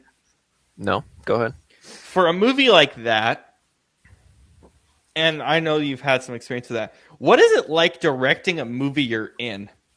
How is that different? Is it different in any way? Yeah, a little bit. I mean, it's, because when you are, when you, as a director, your focus is on the whole picture, literally. But as an actor, you're very much, how do I fit into this? And that's not a knock on actors. It's just, that's the mentality you have to have to do your job as well as you can. So it is a little, because I like to, if I'm directing, I like to be, off camera while the cinematographer is doing his thing, and I'm like watching the video monitor as the scene's playing out, and then I can go, okay, let's adjust this camera move. Let's do that a little quicker, and then let's push in here, and then I can like talk to the actors. Okay, hey, yeah, why don't we try this? But as an actor, it's like if you're in the scene, you have to stop. Okay, let me watch that back, and then like take yourself out of it and just see yourself as a character in it, even though it's just, yeah, it's weird. You're more of a perfectionist when you're doing both, I guess. Yeah. I mean, it's to an extent. That's why I don't mind directing, I don't mind acting, but I don't like to do both at the same time. Which is what makes it. And- which is what makes this movie so impressive to me. Yeah. Is being Yeah. able to be a lead, like a lead, and Right. direct is insane. Because I don't mind having like, I mean, usually if I'm directing, I'll have like a scene where I'm just an extra or something. Like that's one thing. Or like in our Wiffle Ball mockumentary, I was just in the one scene as the asshole video producer. Like, like that's whatever, that's fun. But then for the rest of it, I was, behind the camera and do it. So, but yeah, it's interesting though. Like a lot of these guys that are like actor / director, or women, I feel like most of them are better as directors than actors. I mean, that's the case for Ben Affleck, Ron Howard, Greta Gerwig. I love Greta. I love Yeah. that movie. As an actress, as a director, phenomenal. Rob Reiner, rest in peace. You know, I mean, the list goes on. Martin Scorsese. Anyways, Jesus. so Quentin Tarantino. Jesus. That's true. Look it up. But in any case, I'm getting off on a tangent. Also, Jeremy Renner. It's great. I think this and Hurt Locker are probably his two best performances. Okay, do you think he's a good Hawkeye after watching those two films? Yeah, but I mean, you know, I've seen a lot of his movies, probably almost all of them, and he really has incredible range. Yeah. Like it's not as much like the types of characters he plays, but his emotional range within those characters is crazy. Yeah. Yeah. So, and that's, I mean, you see that here. I think he's very, you know, he's kind of unpredictable, but like, you know, in a kind of a scary way, but he's also like loyal, and you know, he's very much I think kind of like the emotional center, Emotional core in a lot of ways. Yeah, and in a way, that's to me almost like one of the drawbacks of this movie is just that. Well, I mean, okay, first of all, I've seen a lot of heist movies like Heat, Point Break. Yeah. And those are good movies too. Yeah, and it kind of follows the same like formula of those, you know. So a lot of the like actual story beats are kind of predictable. It's more so like the themes where it's more unique. So that's not really like a negative. It's just kind of like a meh. But the one thing that, and it's not like a bad thing necessarily, but it just kind of is like, I don't know, is that Jeremy Renner's character, I can't remember the name, Jem, is,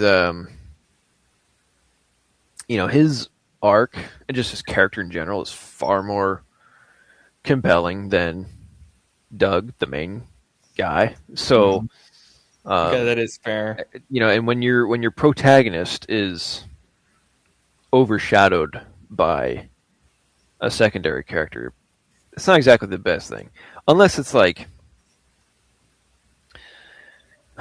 unless it's, you know, Robin Williams as the genie. Like that's different because that character's supposed to be just like crazy and just, you know, in a good way, obviously, but and just bigger than life, but that's a fantasy movie about the genie that comes out of a lamp. This is this is supposed to be a realistic movie about, you know, crime. So overall, though, I'd give it an A-.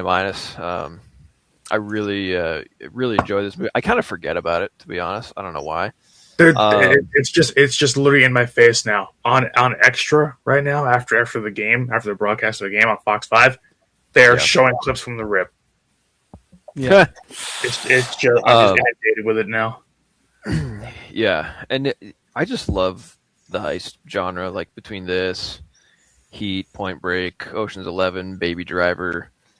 There's just, I mean, the list goes on, but yeah, there's so many good ones. So, excuse me. Oh my God, I'm gonna hate myself for this. Bank robbers and bank robberies. I love you guys. Keep doing what you're doing. It's great. This is great. Whoa! Wait a minute. Whoa! FBI. We doesn't have all mean that. lost our I'm freaking about to point you out like LeBron James did. Be like, hey, over here. I'm saying that for comedic effect, obviously. I love it in these two instances. Two primary instances. Movies, put it in front of me. Because here's the thing with movies with bank robbers and bank robberies. You can get in the action right away. Your first thing is a bank robbery. It's like a sweet spot. You just love it. It's just immediate. It's right in your face. It's great. And then obviously, And he loves to 3, play Payday. And Payday's amazing. Okay, Yeah. so then this brings me to another thing with bank robberies. One, you all look goofy wearing masks. You all are stupid. Like, honestly, like, what? You're And gonna you're not going to get away with it. You're not gonna get. Okay, let me put on a nun mask and think I'm gonna get away with this. Are you kidding me? Are you that idiotic? Hey, let's go to Spirit Halloween and buy a freaking mask so we can rob people. You all are idiots. Every time this is my real point. Every time I watch a bank robbery video or movie, whatever, play Payday, I laugh my ass off because I realize how stupid these people are. It is the dumbest crime you could ever possibly commit. You still have to think about it this way. You still have to conceal your face with something because you don't want to get caught on the camera. But do it with a motorcycle mask, like an all black motorcycle helmet. Yeah, what are we? Or a ski mask or something. Yeah, what are we doing? And again, with a bank robbery, right? And I get it, the economy's in a bad place. I know it's kind of a weird place to put this, but stick with me here. We're about to resort to this because the economy sucks so bad. That's not the point. No. Listen, honestly, there are so many ways to make money that robbing a bank, and I understand it's millions of dollars and it's all this. It sounds like the dumbest idea on planet Earth in terms of a crime. Genuinely, in my 100% 100% opinion, I think it's the dumbest crime you can commit. I genuinely think it's the dumbest possible thing you can do. Because, number one, the planning is ridiculous. You have to plan everything. Getaway car, what mask am I going to wear, how am I going to interrogate the hostages? And then, if all goes to crap, guess what? SWAT is in front of you. How am I supposed to freaking deal with that? It's genuinely one of the dumbest crimes you can commit. In my opinion, my humble opinion, again, I said that first part as a joke for a reason. Don't aggregate me on that, please. That's not my intended point of doing that. Regardless, I genuinely think it's one of the dumbest possible crimes you can commit, and I think it's hilarious because of the mask thing. Why? Hey, let's become a nun and walk into this bank and try to get money. It's hilarious to me. It's hilariously stupid. But that being said, I think it just hooks me because the guaranteed way you start a movie like that is you start with the bank robbery, and it just hooks you immediately. You're immediately hooked. You're hooked with the characters. You're hooked with the hostages. You're hooked with the environment, the police, this, that, and the other. No, didn't the Dark Knight start like that? Yes. Yeah. Yep. Yeah. It hooks you. It's literally just a hook thing. Whatever doesn't kill you simply makes you stranger. we have to make Scoop watch. We have to make Scoop watch The Dark Knight. Off season pop culture pod. Absolutely, we're watching The Dark Knight. It is. We don't have it in our Nolan thing because it's separate. Anyway, Christopher Nolan movie list that we have. I don't know. I got these scars. Anyway, so again, it's just a great way to start a movie because it hooks you, and then you have the emotional element. And then one of my favorite parts about these kind of movies, even if it's in the background, there's always a moment where, it's cops versus the robbers, and in this movie, it's done beautifully. It's the last few minutes. It's I love Jeremy Renner. He's just like, fuck you. And he's just, it's that's just brilliant. I was like, this is amazing. He's just like, fuck you. I was like, bro, this is great. This is just brilliant. This is just amazing. So it's those pieces. Bank robberies to me, and this is why I think they're funny. It's because you know that a crime is bad when you can open a movie with it. That's when you know a crime is stupid. You could That's open, when if you open a movie with any crime, couldn't you? You could, but bank robberies to me are especially stupid in a lot of different ways. Anyway, but it's just it's that, and then obviously the relationship piece of that connection that, as you said, I didn't think of it as Stockholm syndrome, but I think it's absolutely true. But again, you open with funny. It's not the only relationship he has in this movie. He also has the love, the one with Blake Lively with Blake Lively's character, with right. literally his best friend's sister. Yeah. So that's how messed up this movie is. It's so messed up. The decision making is awful, which again, bank robbers, what do you expect? I just proved to you why it's one of the worst possible crimes you can commit in a lot of different ways, which is why I started it this way, because I thought it'd be funny, which it landed, so I'm happy.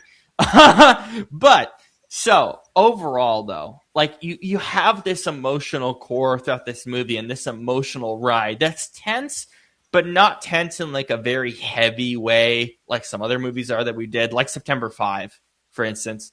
Just oh my goodness, really emotionally heavy. It's not really like that, although I still felt it. And yeah, Brandon, I'm buying this on Blu-ray the first chance I go to the store where I get Blu-rays, because this is a movie I need in my collection. I love this movie. I'm just a big heist movie guy. I gotta watch more heist movies. That's why anything that's crime, thriller, action, heist, I'm all for it. It's just it's just fun. And I'll be honest, guns in movies are fun. Just the way they use guns. They are. It can be hilarious. It can be serious. The guns is an emotional tool. It's just such a fascinating approach. Shane, do you have any thoughts on that? Taking an object like a gun and using it as an emotional core kind of thing? Yeah, I mean, it can. Well, depends on the movie, obviously. I think for me, it's a lot about and this is something that we were taught in screenwriting classes. It's not, okay, is there a gun or not? It's why is it there? Exactly. Right. And that's why I like guns in movies so much, because that why can be so many different things. Because there are a lot of times where it's okay, that was unnecessary. But then there can be a time where it's kind of a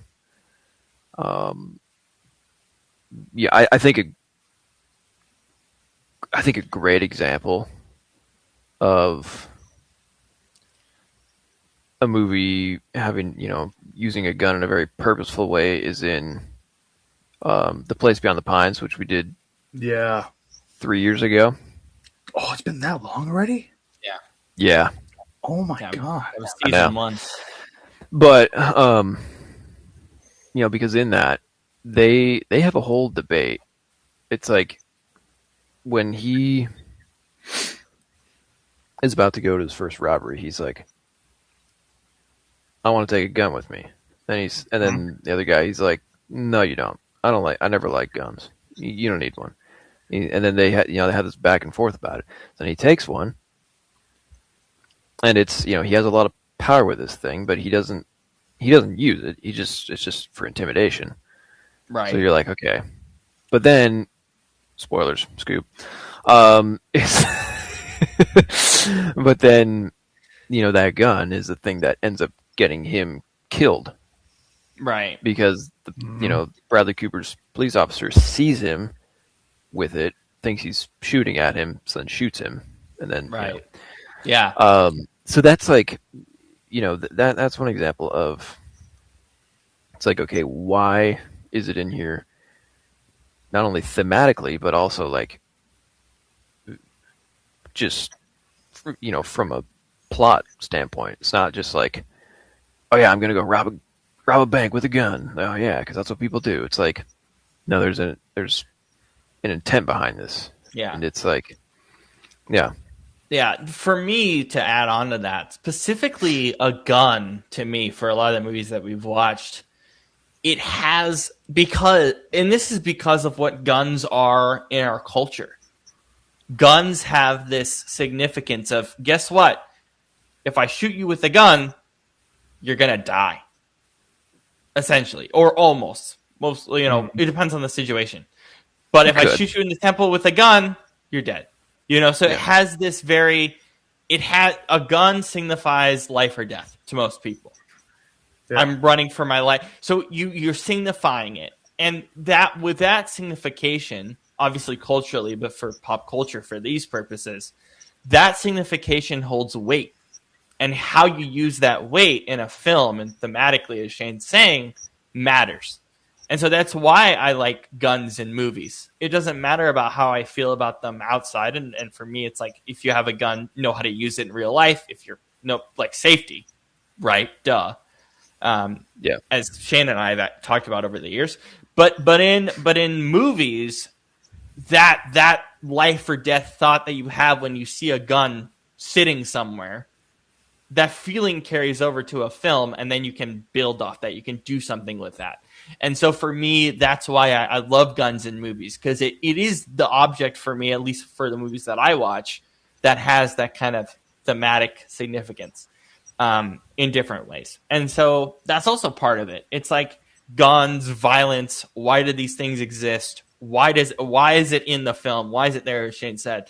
And so that's part of the reason I like action movies, because there's different ways to use violence and guns and physical fighting. There's different ways to use it. And again, Brandon too, like there's that one scene where they're fighting each other by that fence, the two main characters. Like there's a gun involved, but they resort to just fisticuffs essentially. Hey, we're gonna hockey fight.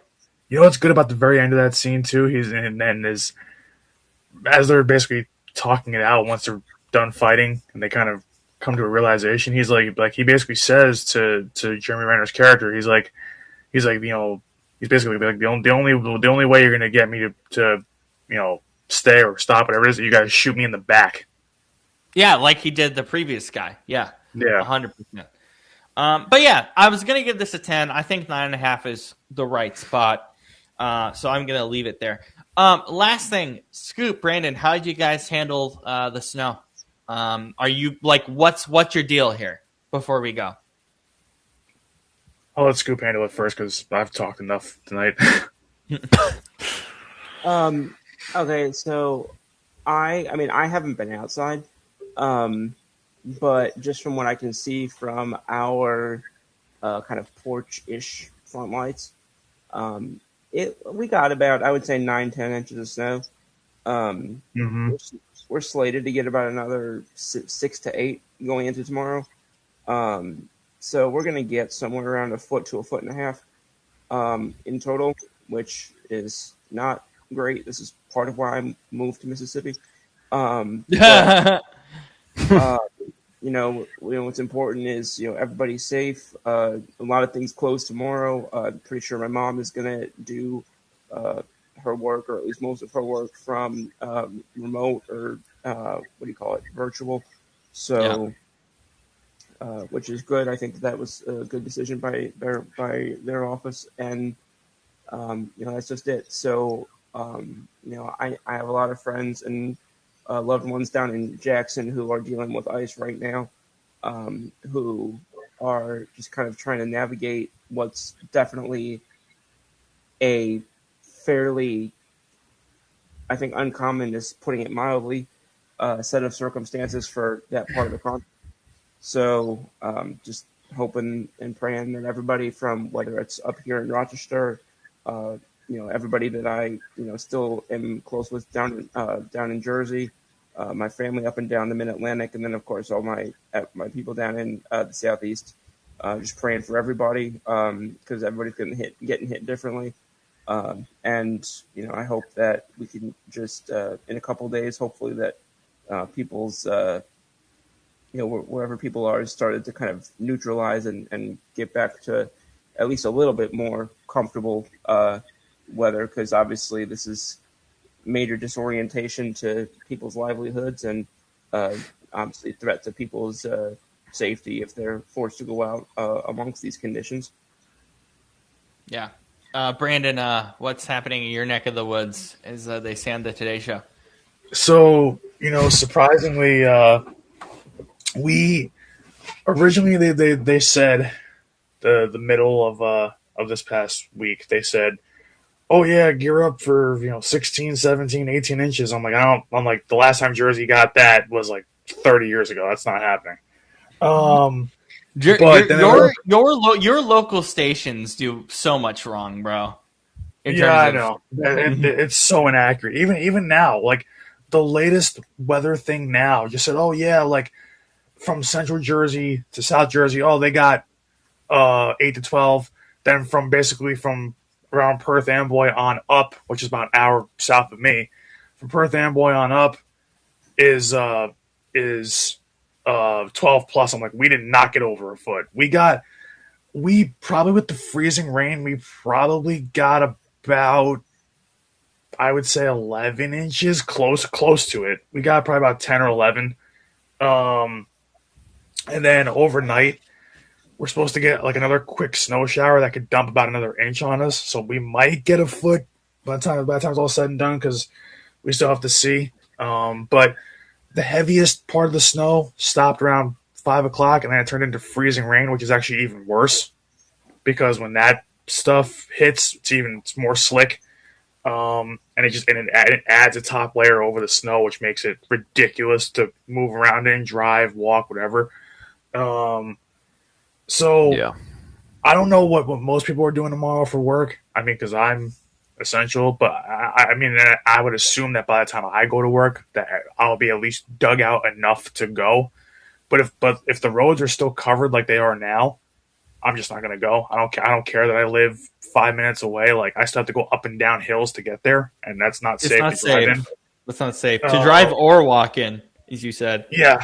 So yeah, it's not fun, but we're all right. The crazy thing is the power still could go out at any time, because we're getting another snow shower like early this morning. I think we're supposed to get another one, but another hour or two here we might get a quick snow shower, so we might get more dumped on us real quick.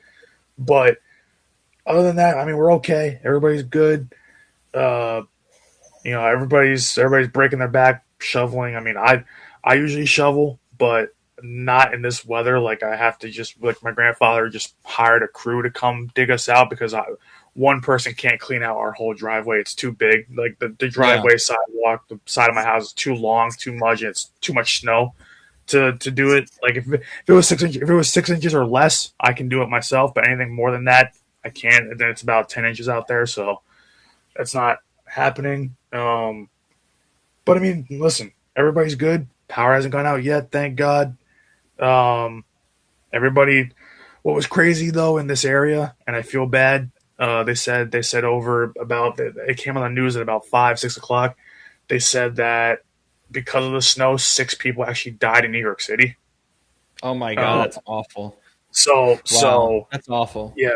So it was nuts. I know in the city they got hit pretty hard. We're not too far from the city, and so we did get hit hard, but we're kind of in an area where we don't get as much snow as other areas get. So luckily, like if you go about a half hour north of where I am, so if you go, or half hour, 45 minutes, if you go up towards like Ramsey, which is like the most like northern point in Jersey, they got well over a foot. They got like 14, 15 inches.